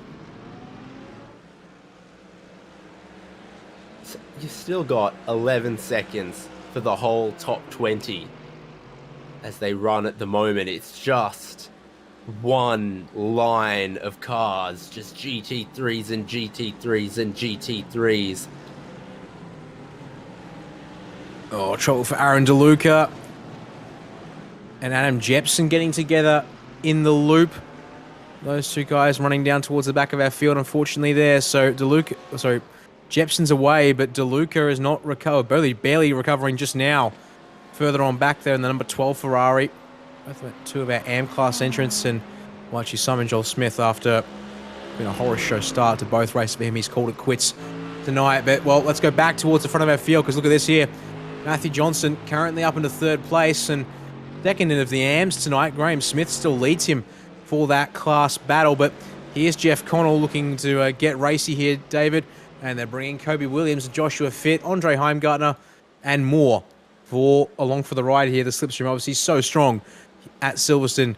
High downforce, medium downforce cars here tonight, and to be precise, the setup they are running, they have 2 setups this season to choose from. It's the medium downforce configuration of 2. Is up the inside. Connell thinks about it on Johnson, but he's not able to get the job done. That's going to open the gap for Johnson ahead, but also bring Williams onto the bumper of Connell through the first couple of turns. He's thinking about the inside for turn 1. That's going to be ambitious. He's still thinking about the inside for turn 1, David. Into the corner we go, and contact, and they both soft spin, but they both recover and keep it going. Connell keeps it on the track, so he loses a couple positions, toasted those tires, but if you cut that turn 2, you're still gonna have to serve a slowdown somewhere, somehow. Neither of them really won from that. Who did was probably Kobe Williams and Joshua Fitt and Andre Heimgartner. Yep, they sure did indeed. Well, it also continues the whole art of bunching the field up once again as we jump on board with, I believe this is Heimgartner, it is indeed. Now up into 5th place for the number 8 machine here as he makes his way round Luffield and tries to get onto the back of Joshua Fitt and Kobe Williams, whilst also worrying about those guys you can see behind him in his rear view camera display. So down the old front straight we come. All looking nice and steady for now. And, well, they're looking after each other here fairly sensibly. Of course, these guys will want to stretch their fuel, I would think, a little bit. If you can opt to get the extra lap out of the opening fuel, that would be nice. But at the same time, drivers were commenting on the fact they were having to fuel safe to make it in the first of the 2 races tonight due to the laps that were able to get on the board at 6. So that will be important to note here as we continue to watch these guys scrapping. Thomas Rizzo there ahead of Alexander Bird, David, into Stoke Corner. Former teammates. As meanwhile, up indeed, yes, but also up ahead, Joshua Fitz now having to really fend off Heimgartner into Club and Vale. Oh, I love that. Break just a tiny bit early to then swap back to the inside. Ross Rizzo hitting very early here. One lap early at least. So opting to try and get some clean air is the 784 driver, and well, no You're not going to surprises. find any. You're not going to find any pitting early from third in a 50-car field. Yeah, we'll see how that goes. But on board with the number 82 of Alexander Bird, looking for the outside around Matthew Johnson there on the exit of Village, but there wasn't a space past that Mercedes, so he's going to have to tuck in. But a good run out of the loop and entry for the Audi here, David. He's going to have the run, try and get to the inside down the Wellington straight. Johnson defends him almost all the way. And in fact, Johnson's later on the brakes there into the first part of Brooklands. He's going to hang it around the outside as a result. And, well, the door's open for Bird. Can he make it work in that Audi? It's going to be close here, but no, Johnson's going to hold him off and cover him off there. So some strong defense from the AM-class driver, able to hold back the pros for now, but they are coming and coming fast. One thing I've noticed is a couple of the Mercedes gaining quite a chunk of time on the way into this part of the track here. But then the Audis seem to be quite good on the brakes into the slower corner. See the Mercedes gain a car length or so through the couple of changes of direction there. But you get to the braking right at the end of the lap, or the braking at the end of the Wellington straight, and the Audi can gain back a car length there. That's a fascinating balance of things there. Is up the inside of, that will be, I believe, Andre Heimgartner. It was Kobe Williams. Actually, pardon me, that would have been Heimgartner pressuring Williams for third place possibly, but never mind that, because several drivers in the pit lane, including all of your Mercedes in the front of the field, along with Christopher Henn, they've all come down the lane here. So Kobe Williams, one of the few to stay out there in the BMW. He's also dragging Joshua Fitt along with him there in one of those Mercedes. So it looks like a lot of drivers here opting to not fuel save tonight and just push. But a couple of these guys here have been battling away in the mid-pack and therefore able to save some fuel. Looking pretty good there. So there's your first driver to pit, Ross Rizzo. 10.6 seconds in the box for him. Now, crucially, 13 seconds for Jack Wittes. And despite all of that, Wittes is going to come out a decent way ahead of Rizzo. So early pit stop for the 784 has not quite paid off there, I don't think, as there is your effective race leader in that Mercedes 898 machine, currently running in 14th place as the rest of the drivers make their way out. Graham Smith. Ross Rizzo does jump to net third, ahead of Andre Heimgartner and Jeff Connell. But, well, curious to see that one work out here. A few more of our drivers still on track. Wayne Hewitt and Lachlan Capel fighting over what is currently 8th place. But, well, having to work for it is Capel. That Porsche not looking too quick in a straight line, David. But, well, Capel knows how to ring this thing around a track if last season anything to go by. But he wasn't too happy with the way it felt earlier tonight. So we'll wait and see how things go for him as this race progresses.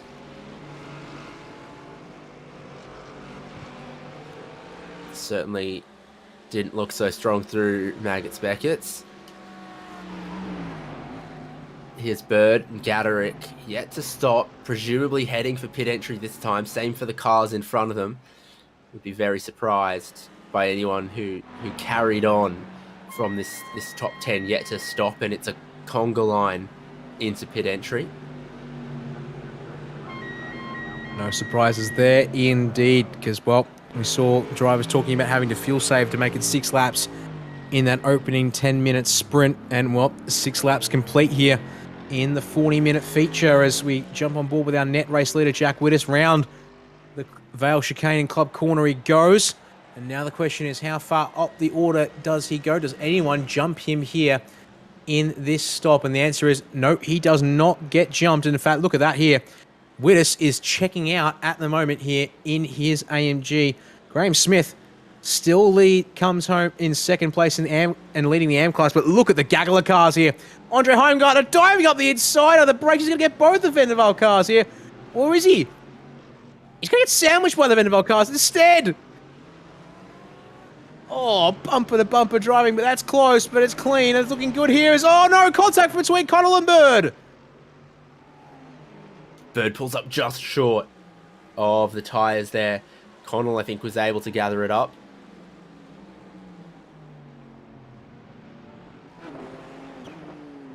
Yeah, Connell is still on track, just behind the two of those white gradient grey Mercedes there. So that's back to 8th place for Connell in the number 4 machine. But as you said there, not too hard done by in as it would turn out. So he has to get through on Dennis Gaderick and Matthew Johnson.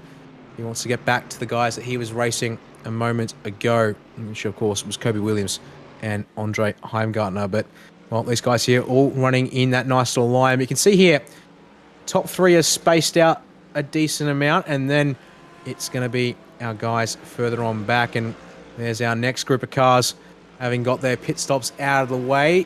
Luke Turner, Tyler Bowen, Lachlan Capel, Wayne Hewitt, Racanello, Cheney, and there is Alexander Bird, 19th place on the track for the 82 car. He's now got a lot of work ahead of him here, although he's looking like he's going to get past Cheney here without too much fuss down the hangar straight, David. Again, I think the Audi has been good on the brakes in places like this too. Indeed, up the inside without too much fuss. Cheney makes sure to give Bird plenty of space. Was half a look there from Matt Andrews in another one of our Mercedes AMG drivers tonight, but the 444 of Cheney able to hang on to his place for now. As we look ahead just of Alexander Bird, that's Wayne Hewitt in the 72 machine, looking to pressure Tyler Bowen in the 103 as up the inside. He thinks about looking at turn 2 there, but a bit too far back to make anything happen. So, oh, never mind. There goes Alexander Bird. Just dives it up the inside of Village. You know, you said the Audi is strong. That took something and a bit more there from the 83 machine. And, oh, boy, he's pulled that one off when I wasn't expecting it there, Dave. We'll have to go look at it on the replay thanks to Virtual Racing School here. As came from somewhere else and made the corner. Fun slow. Just up ahead of them. Little moment for him at Village. And then look at that dive. Well, if someone ever said lick the stamp and send it, I think they sent it to Bird there. It's a minor miracle. He certainly overshot the apex, but he's just able to pull it up. And despite all we ended up seeing there was a little tap in the rear for, pardon me, where is the man? It was Racanello who gave a little tap to Hewitt as he got past, but they're still as they were. But we'll talk about that later, David, because here's the battle for 5th place. Andre Heimgartner's got Dennis Gaderick pressuring around the outside Stowe. That's an ambitious attempt by Gaderick. In fact, that's very ambitious, too ambitious indeed. He's going to slide. He's actually going to clip Connell and then get clipped by Matthew Johnson. So, oh, that's 2 more cars with damage here. And look at that. Number 11, white Mercedes of Johnson. That's not looking too straight and square anymore. No, that's an interesting example of the new damage model on the new car. I hadn't seen that before. This is what it looks like from off-board. At the outside of Heimgartner. From that angle, looks like Gaderick turning down, trying to force an early apex. Heimgartner going for a later apex, as you probably would prefer there at Stowe. And unfortunately, that destabilizes Gaderick's car there, and around he goes. And getting collected by Johnson as he tried to recover the car. Back to live pictures, and, well, after that moment there, Heimgartner's looking racy once again, setting his sights on Kobe Williams there in the 994 BMW, but Jeff Connell's also looking to have a go at things too. And back to your race 1 winner here, David, in the number 9, it's Luke Turner, up into 11th place after that lap 1 spin that saw him get sent way down the order. And he's making good progress, but still got a ways to go to get back to where he certainly would like to be in this race. Well, when you compare to Gaderick, he's got a much, much cleaner car. So you can work with that. And back up to the fight for 4th place. On board with Heimgartner once again in the number 8 machine. Trying to get the drive off of Chappell there, but it looks like the BMW of Williams with the clean air on its nose, able to rotate a little bit better there and stay ahead. But then the slipstream kicks in the longer we go down the hangar straight here. And under brakes Heimgartner. Looks, he's close, but he's not quite there this time. But certainly puts Williams on notice, though. And compromising the BMW through Stowe means up to the Vale chicane we come. And Heimgartner's going to think about the outside here. At the very... Oh, no, he's locked the rears! And he gets Jeff Connell. Like a bowling strike or something there. Loops it one way, tags Connell, who spins, half spins in the opposite direction. Now we'll all keep going. Adam Funslow finds room to get around the outside and capitalise. And, well, moving and shaking, and we're just informed and confirming for you now, Jeff Connell exceeding the incident limit here, it would seem, in this race with that contact. And the iRacing black flag is issued for the number 4 car. So another chink in the attempt to challenge for the title. Connell, Season 5 AusPass champion. It's those solid hits that you think you get away with that they're going to undo you in this format. You remember, you know, he clipped Bird Gattering, and that's the kind of thing that you can get away with, but like from a damage and pace perspective, but it very well might give you 4x. And what we just saw with Heimgartner, again, both of them dust themselves off and keep racing, but it very well might give you a 4x. You're already up to 8. You go off track a couple times, you know, you're looking at 10 or 12. 17, very, very reachable with the way that they're racing. Yeah, elbows are out tonight, that's for sure. And every bit of elbow contact means that's one less off track you can afford to have around this circuit. As we quickly flick through your top 10 on circuit there and land on Christopher Henn here, currently up into 8th place. And well, and he also had that pretty solid hit door-to-door in turn 1 as well. Very true indeed. There's been a lot of argy-bargy, and, well, Connell has to pay the price of it all. Onto the lane he comes, and we now will watch the tumble down the order for your number 4 machine. But we'll get back to that in a bit, Dave. As you can see at the moment, here's the back end of the top 10 making their way through turn 1. Christopher Hand in the number 60 leads Timothy Phoeben, Luke Turner, Adam Funslow, and Lachlan Capel. So 8th through 12th there in a single battle pack, as that was Turner thinking about the inside of Phoeben at Village. And careful there at the loop. Funslow has to get out of it there to avoid front to rear contact. That will cramp his run off the corner. But Capel there looks to be a little bit too far back in that Porsche to make a move down here into Brooklands this time. But it will just break up this group of fraction. And, well, you can see there Alex Bird and Dennis Gattarick coming in the background of shot there towards that group. So they'll be wanting to close off in. And there's the damage of the drive-through, David. Pardon me. Oh, goodness, I'm having a hard time speaking. But Jeff Connell back to 22nd place after contesting the top 10 all race long until this day.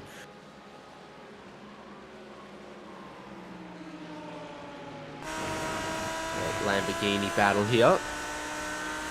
Christopher Henn, Timothy Phoeben, and the damaged Mercedes of Luke Turner getting in there as well. Different lines through Maggots, Beckett's, Chapel, and I think what's most important really is your run off this through Chapel, because it leads onto the hangar straight. It seems to be where the highest speeds are being reached, even with the damage, particularly on the front left, I thought it was.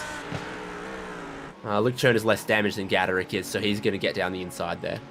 Yeah, it's a solid move there. Double draft for Turner along the hangar. Phoeben's not going to give it up here, though, into the Vale chicane.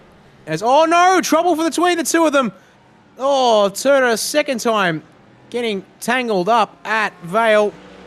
Phoeben, though, comes off the worst of it for sure there in the Triple Eight entry, as several of the drivers here make their way around. We'll have to look at that again on the replay thanks to Virtual Racing School here, David. And, well, that certainly got a little bit busy. So out of Stowe we come, side by side on the little run down to Vale. And then, just from that angle, it looks like they've just come together on the middle of the track. It's hard to say which driver... That's the avoidance from Hen. He sees that happening in his mirror. He doesn't turn in, and from that, he carries on. If he'd followed his normal racing line, he'd have gotten collected in that too. And it's a good awareness indeed. Another replay real quickly here. The 103 of Tyler Bowen, unfortunately, has had a bit of a rough run in that Porsche, and well, around Cop's corner he goes, and another mid, or in this case, rear-engine car to unload, unfortunately, and he has decided to call that one race done as we go back to live pictures here from Silverstone. And once again, there is your race leader, Jack Whittis, in the 898 Mercedes AMG, and he's looking pretty comfortably in control of this race. Graham Smith doing a fantastic job to still be running there in second place and leading the AM class as a result. He doesn't look like he's being challenged by Ross Rizzo anytime soon, but the gap is 2.5 seconds, so we'll have to keep you posted on that one here as we switch back towards the battle just outside the top 10, as it's Alexander Bird continuing to try and push back through with Dennis Gaderick, as next car on their list there is Lachlan Capel in the number 18. Who... Look at that. Gaderick's car's so damaged, he's grown an extra headlight. That's a good point. That's a very good point.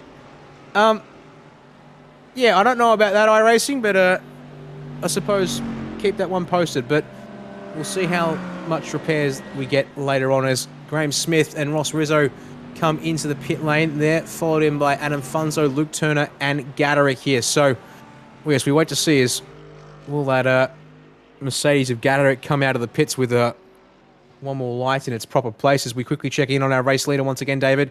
And yeah, Jack Whittis 12.7 seconds now ahead of Kobe Williams as the second place car on track. That Mercedes in his hands tonight is looking absolutely lethal. And well, we saw it in pass 2 with Matt Cartalone, but that was to a fellow Mercedes. This is, well, showing up another one of our cars here in the GT3 class at this stage. Is Kobe Williams, no slouch in a GT car, but Jack Whittis has his measure and then some at this stage tonight. And well, over halfway through the race, it's going to take one heck of a mistake from Jack Whittis to really see that gap really tighten up as we check in on Ross Rizzo, who's now made that second and final stop for him. And that is not the sight he would like to see, having needing to know he needs to push if he wants to catch. He did get away with it a little bit off the first stop. But then, of course, that forces you into stopping early again for the second stop. And he finds himself looking at all these cars in front of him that have only made one of their stops, need to make another stop, will finish behind him, but are in his way for the moment. And it includes all these guys, Racconello, Jeff Connell, Simon Cox, Timothy Fabian, immediately in front of him. Yeah, you can see there, Graham Smith, the second car, well, actually the car actually leading the line of cars to have pitted, has come out in a slightly better spot for him. As your race leader comes down onto the lane, he's followed by Kobe Williams in. So most of our cars look to have found the end of their fuel range, but Joshua Fitz says, I can do one better than you all. Brings that 59 Mercedes around to start lap number 14 here as Christopher Hen follows in. Johnson and Heimgartner have also come in off screen, Alexander Burden. So in fact, yes, here comes the flurry of pit stops for most of our drivers, and a handful able to go a lap longer as they did in the first stint. Out of the lane comes Whittis in the 898, and we look to see where he will slot in, to be exact. And actually, he comes in. Oh, wow. He's come out on track in second, and still a healthy margin there ahead of Graham Smith, who is now net fifth. Well, sorry, fifth outright on the road, net second still for that number 10 entry. Is out of the pits, Alexander Bird, 13.5 seconds stationary for him. Christopher Hen getting back up to speed in that Lamborghini. He's able to slot in front of Funslow and Turner again. So that pit cycle has worked well for him, but those guys behind coming through turn 1 and 2 at speed. They'll be looking to make their mark here on corner exit, but no, Hen has got that car away at a good pace here and should be able to get up to speed without too much fuss here, David. Tough to accurately calculate the pit delta here because it cuts so much of the track in the final sector and also at turn 1, but it does look like just the lane transit delta is pretty short, you know, closer to 20 seconds or so. Yeah, JRT logs the lane time as including a stop, 40 seconds to 37. So yeah, putting it down at around the low 20-second marker.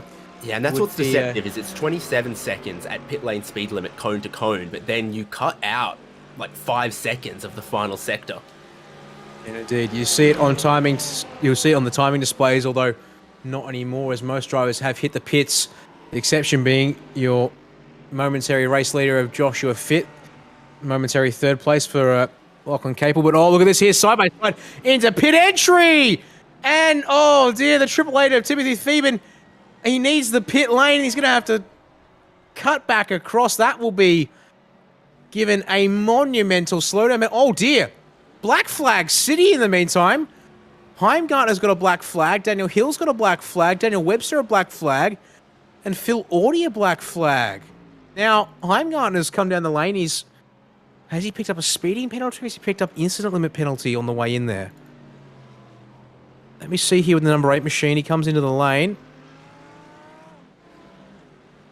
He looks to have got the car slowed down. So he must have had an incident limit penalty in the number 8 machine, because also looking at him, yes, he's already come down the lane twice. So this is the third trundle down the lane. So actually, no, he's parked it up. So he's actually been given a very hefty penalty there. So that's unfortunate that Heimgartner, we will not see him racing at the front of the field where he's been most of tonight.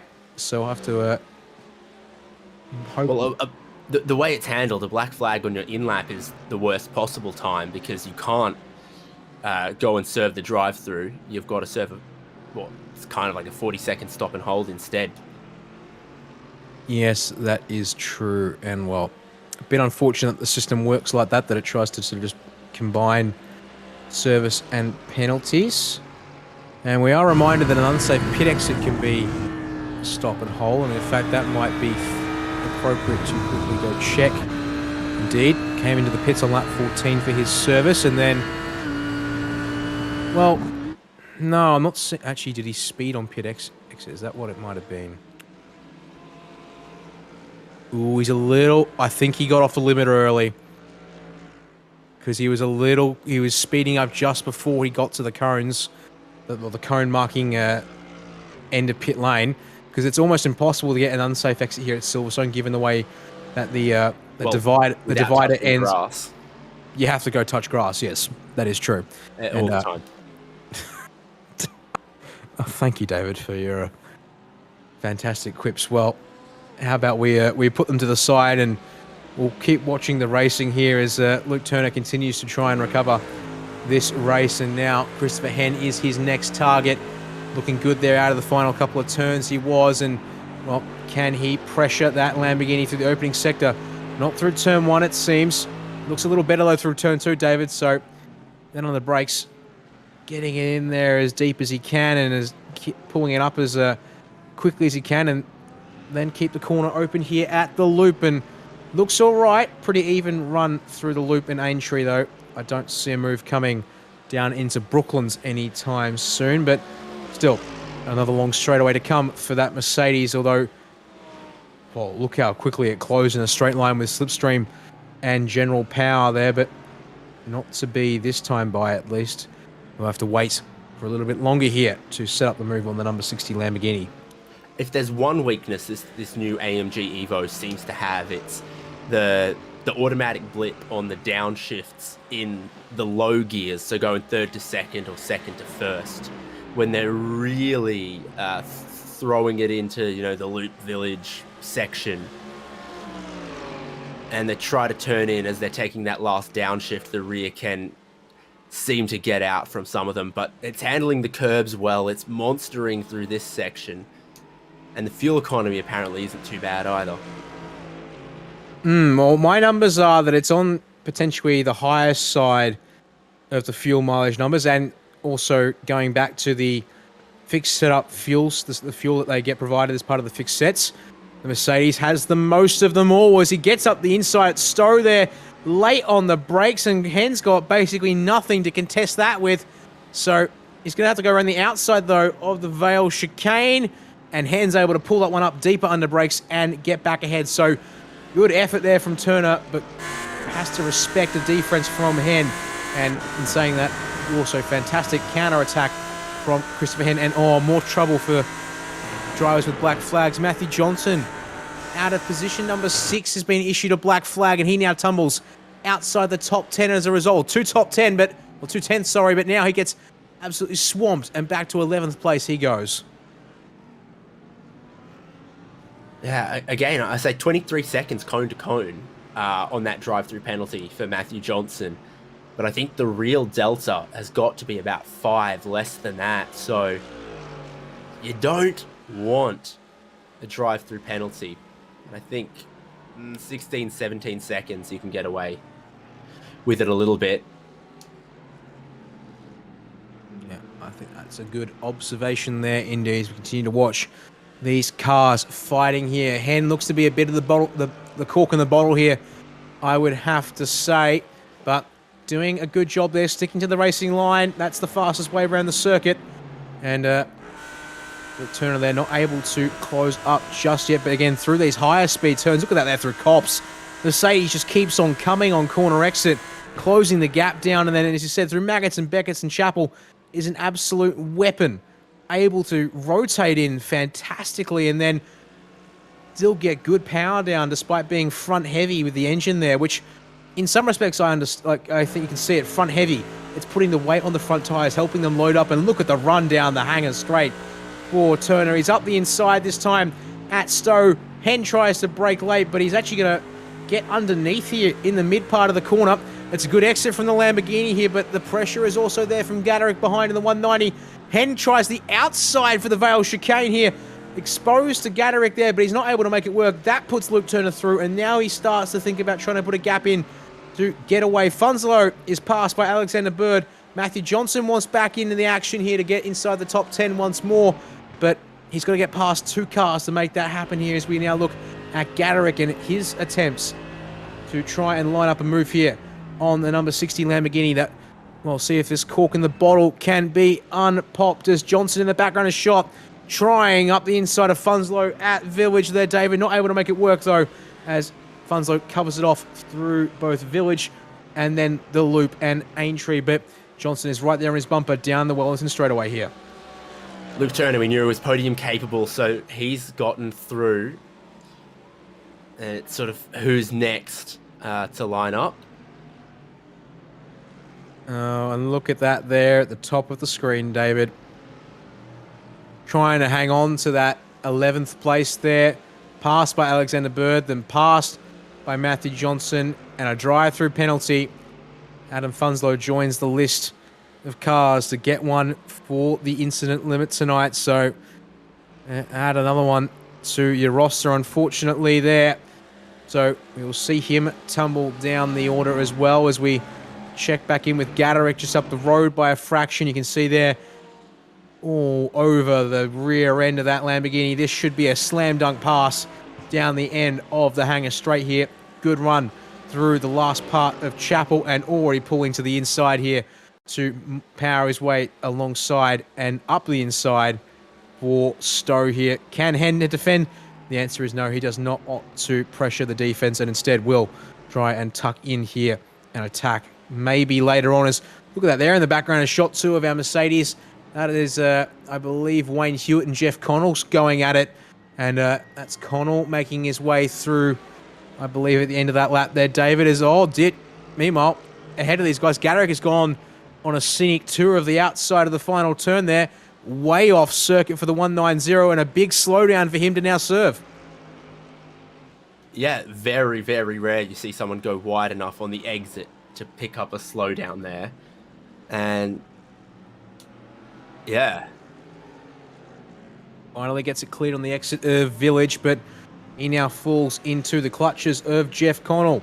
So another car for Connell to try and get past here with 2.5 minutes on the clock. That is going to be 2 laps of racing here in the first round of the Simrigs.com Oz Pro-Am Sim Series for season number 7. That is an ambitious look under brakes from Connell, but he's not able to get there by the apex, so he will have to settle for a later move. Just ahead of them there, you can see that's Alexander Bird around the outside of Christopher Hen. Oh my goodness. Christopher, he's been defending valiantly here. in this last part of the race, David, but they keep coming one by one to snap him up. And look at that, they're around the outside of Copse from Bird. Stamps his mark, and Johnson wants it on this too as we come to Maggots and Beckett's. You're kidding me. Johnson unable to make it work there, backs out and tries to smarten it up for the run out of Chapel, and he's certainly there. That's a good opportunity, but Gaderick's there as well to have a second crack at them both. Back and forth they go down the straightaway, trading the draft, and Christopher Hen's going to go for the inside. He has to back out of it, does Gaderick, and in fact, look at this, around the outside, Johnson's going to swing late on the brakes. Has Hen got anything for him on the inside? I don't think he does. He tries to defend from Gaderick there, but Gaderick's alongside. He tries to defend. He does defend actually by breaking it in deep. Half a look up the inside of Johnson there, but no dice. He's going to have to slot in again, and well, now 10th place for the number 60 machine. And well, I said Graham Smith was looking fairly comfy for a while there, David. Look who's finally joined the party for P2. Ross Rizzo shows up just in time. It's the final lap of the race here for the Pro-Am drivers, and up the inside into Brooklands goes the 784 machine, and that is a uncontested move in the end of it all for Smith. He now hangs on to third place, and he should be able to hang on to that one there if he's got the pace left in it. Joshua Fitt, though, would certainly love to make it an all-pro podium here when it comes to those outright positions in this second race tonight. A prodium, if you will, but I think the tyre's starting to maybe give up a little bit for Graham Smith, especially out of the slower corners. The traction was looking a little rough on the rear end. As you see here now, your race leader, Jack Widdis, makes his way down the hangar straight one last time for your race leader here. And after starting there, 8th place, gets to the front early on tonight in this main event and has been unchallenged since he got there. 3 more turns to negotiate here for him, and lap car of Phoeben steps aside there to make that no fuss for him. And 1 turn left here at Club for Widdis, and he makes his way around the corner. And third place in race 1, a race win in the main event tonight. There is the Pro Class winner for the Silverstone round of the Simrix.com Oz Pro-Am Sim Series. There is your outright podium, and your AM Class winner, comfortably so, goes to Graham Smith there in that Mercedes. A fantastic drive for him, able to stick it at the front as we continue to watch this battle pack here. Gaderick and Connell going to the line, David, but it looks like Connell was going to hang on there. Oh, it's wide from Hen. Could he get a slowdown from that? No, he does not. He hangs on for that spot there, and that keeps him inside the top 10 outright tonight here. Well, it has been interesting, the new generation of GT3 cars. There's another AMG that's grown a secret headlight. Battle's on. 29th place in the hands of Timothy Audi there. Phil Audi. Oh, geez. Picked the right Audi. Geez. We've got a couple of them in the server tonight. That's my excuse. But down the hangar straight we go. So Webster fending off. We're trying to fend off Luke. Fit into Stowe we go. 2 by 2. Almost, I should say. There's a couple in between the 2 by 2. But Webster hangs on for now. But he's got to somehow fend off Fit on the outside of the Vale chicane. He does. Fit not able to get it up along the inside. And up on the curb goes the Mercedes of Phil Audi. He's not able to make it work. And that's a Ferrari that's coughing its way home. Oh, dear. Trouble there for Sam Lehman in the 15 Ferrari. And could have been just inside the top 30 there tonight. But he'll have to settle for a 34th place finish, unfortunately. And your last couple of drivers make their way to the line now. And, well, the McLarens, unfortunately, not looking too popular tonight. Definitely been a difficult car in general, David. And a couple of our AM class guys actually being the ones to test the waters here with Hilton Booth and Simon Dwyer, your 2 finishers in that car tonight. So with them all across the line, we can now run through the race results for you here in the second of the 2 races for the Pro-Am. And it's Jack Widdis once again confirming there your unofficial race winner, and another healthy lead after a semi-lengthy race here tonight. 11 seconds clear of Ross Rizzo in second place. Breaks up the Mercedes freight train at the front there in his Audi R8, but Graham Smith Again, all credit to Graham there, able to stay in the top 4 and move himself up into 3rd there to also take the AM Class win tonight. Joshua Fitt, stays up in the top 4, but down to 4th place for him. Kobe Williams also dropping spots to 5th tonight. Lachlan Capel, massive charge up the field for your defending series champ. That's the kind of result he would like to have as a recovery, up to P6 there tonight, ahead of Luke Turner in 7th, Alexander Bird in 8th, Matthew Johnson, the next of your AM Class cars, in 9th, and Christopher Henn hanging on to round out that top 10 outright. A very cheeky move in the final sector it was that held on to that 10th. But obviously he had the incident points still. Others fell afoul of that, and it was quite defining, actually, potentially inside of the top 10. Some big names picking up drive-through penalties. Jeff Connell was one of them, and he got 11th place ahead of Gaderick with some damage. Wayne Hewitt, Matt Andrews, Brandon Levin, Simon Cox, Adam Funslow, also with a drive-through penalty. Aaron Raccanello, Owen Coleman, and Richard Brookfield, the 20. 21st place tonight went to Mark Foster there, and Derek Audie, Ivan Vantagiato, Aaron DeLuca, Nick Bottrell, Adam Jepson, Daniel Webster. Ain't going to hang on there ahead of that battle pack we saw at the end with Luke Fitt, Phil Audie, and Nick Buxton rounding out your top 30 drivers here tonight. Got Andre Heimgartner in the end, 31st. He was up front both races, but whatever it was to cause that penalty for Andre Heimgartner was at a very inopportune time, and it was even more costly than everyone else's drive-through penalties. And then Nick Wood in one of the McLarens, Rob Hill, Sam Lehman, Daniel Cheney, Ben Jeffrey, Jeremy Greentree, Hilton Booth, and Simon Dwyer, I think, had matching paints for their cute little flame-throwing machines. Timothy Fabian we saw go off the lead lap to your leader right at the final sector in the final lap. Yep, there indeed. And then a couple more of our drivers, one lap down, including Ben Pollock there in 41st, Dale Carpenter 42nd, and Chu Kang for 43rd place. And then we get 2 laps down for Hamish Munro in 44th, 5 laps down for Daniel Hill, and actually, unfortunately for Hill, there was a disqualification flag I thought I saw next to his name in the number 14. And it begins the first of our retired drivers, as it were, there in 45th. And then Dylan O'Shea and Tyler Bowen, 10 laps short at the finish. Jake Janovic in 48th and 12 laps short. Danny Davidson, bit of a torrid race for him. He opted to call it quits there, 13 laps short of the end. And Simon Joel Smith, well, I would call that one a bit of a horror night for him. Another 19 laps short in this race here tonight. Well, before we go, we'll quickly chat to one of our drivers from the podium in race 2, David, and we've got Ross Rizzo, who's been able to come and join us here over in the booth. Well, another good start to an AusPass season for you, Ross. Maybe not quite as far up in qualifying, but able to keep your nose nice and clean there and convert nicely as you made your way through the race there in the main feature tonight in particular.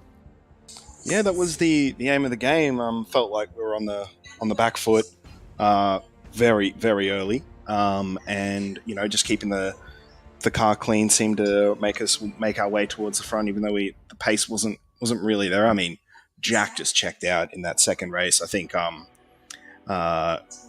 was it Luke? Looked like he had it pretty comfortable in race 1, so we definitely didn't have the pace to challenge on outright pace at all. So shocked I'm in P2, and you know, amazed even as much amazed that I had to steal it from an AM driver who was having a bit of a blinder, but could see he was having field troubles towards the end, and slowly reeled him in and snatched it off him. Indeed, that's a good point to make. I mean, also just sort of thinking about the racing tonight here at Silverstone, how was it for you sort of being in that front group tonight? It definitely looked like elbows out for the most part up and down the field. We had a lot of drivers picking up black flags due to exceeding the incident limit. How much was that in the back of your mind as the race sort of went on tonight and having to sort of manage incident count, or were you able to keep that one in check for the most part without too much fuss?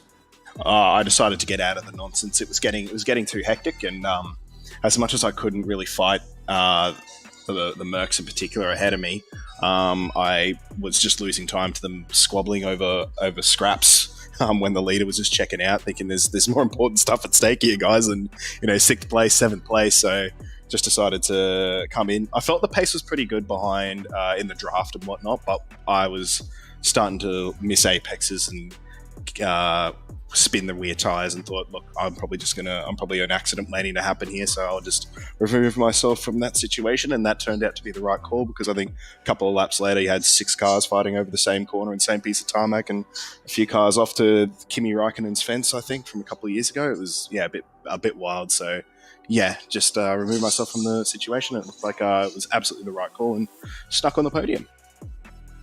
Well, you say snuck on the podium, Ross, but you're certainly no stranger to GT3 and AusPass, and, well, only barely missed out on the championship last year, so you know how to put together a string of consistent results. So we'll look forward to seeing you up the front a bit more, I dare suggest. I guess, looking forward to the rest of the season. Obviously, the rolling balance of performance here for AusPass will hopefully mean that those Mercs going to slowly get reeled in. But generally speaking, there's a small car change for you into the Audi. I guess, what are you sort of hoping for this season? You got any goals at this stage? They were torn apart completely in this race, and then stitched back together with sticky tape, I think, by the end of it. So I'm not sure how to answer that. But look, consistency appeared to work tonight. It's always been my trump card, so I'll continue to play it and see where we end up. Oh, very true indeed there. Before we let you go, man, chance to thank partners and sponsors. Who do you want to acknowledge for helping you get it done tonight? Quick shout out to Alex Bird, who pushed me along a lot tonight. He was a bit of a weapon in qualifying, getting frustrated he couldn't get the extra couple of tenths he needed to really challenge for the front row like he felt he deserved, and certainly the pace this week suggested that he would be there. So, and his race was pretty rough from there. And also to Kobe, we had him in chat. It was pretty funny, just listening into all the shenanigans and whatnot that was going on. So that was great. Thanks very much, guys, for the entertaining evening. To you guys at SimSpeed, my goodness, I nearly forgot your name for a second there. I'm so sorry. But thanks very much, SimSpeed, Daniel, Jay, and David for the broadcast. Big thank you to Sam and the guys behind the scenes at AusPass for the series. And a big thank you to my guys at Trans-Tasman Racing, Virtual Racing School, TP Race Design, Kart FX Model Cars, Parenzo, and X-Trim Motor Trimming. Excellent work there. Thanks very much, Ross, sorry, pardon me. Gotcha. Blending your names together, that's a new one for me there, but look forward to hopefully seeing you up the front for a few more races here in Season 7 of AusPass. Thanks very much. Take care. Well, there's your second place finisher from the second race tonight, but we do have our race winner from race 2 here tonight. Jack Wittes able to join us, and I'll hand over to David Haynes to talk to him here now. Well, congratulations, Jack. That new AMG treating you quite well at Silverstone. Is it a strong car, or does it just have characteristics that suit Silverstone very well?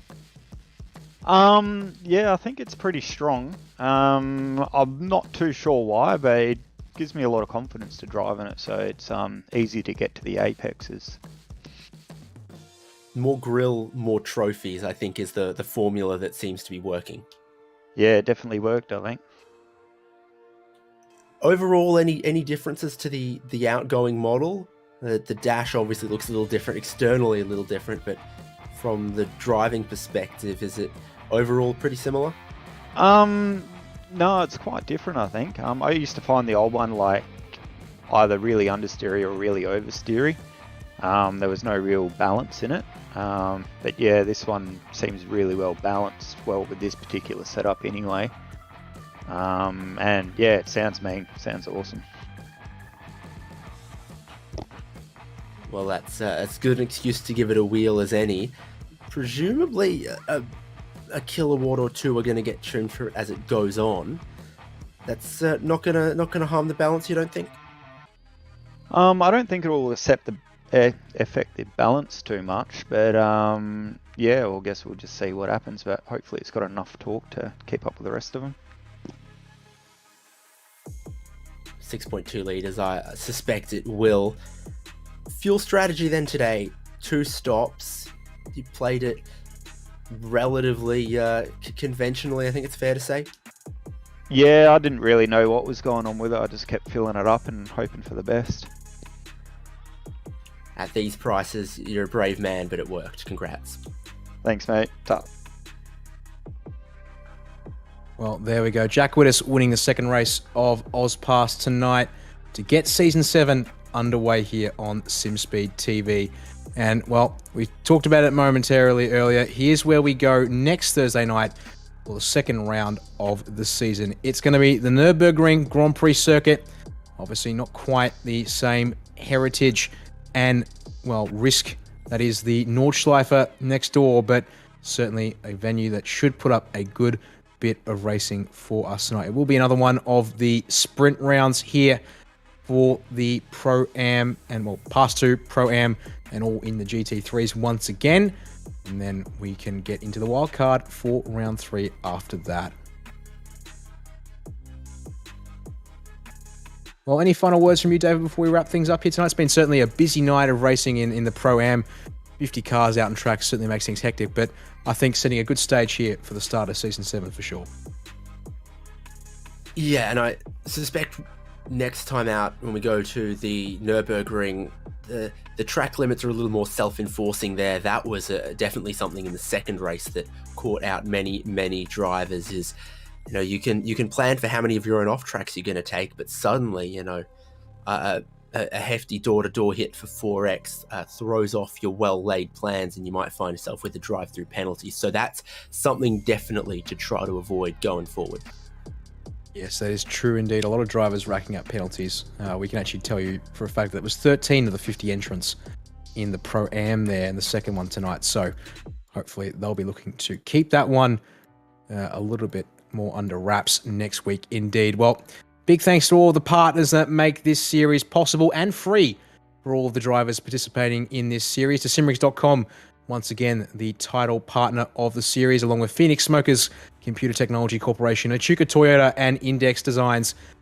Big thanks to have all these brands on board.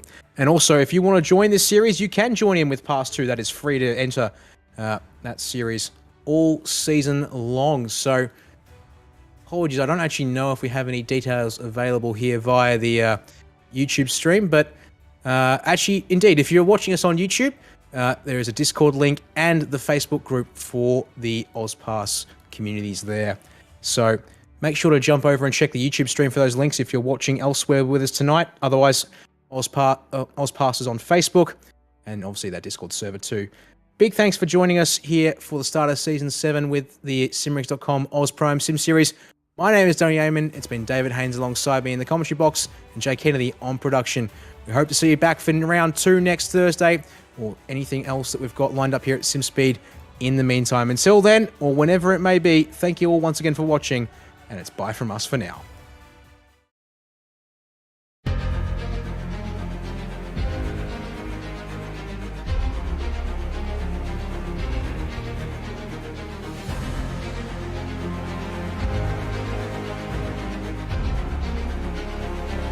This is fantastic.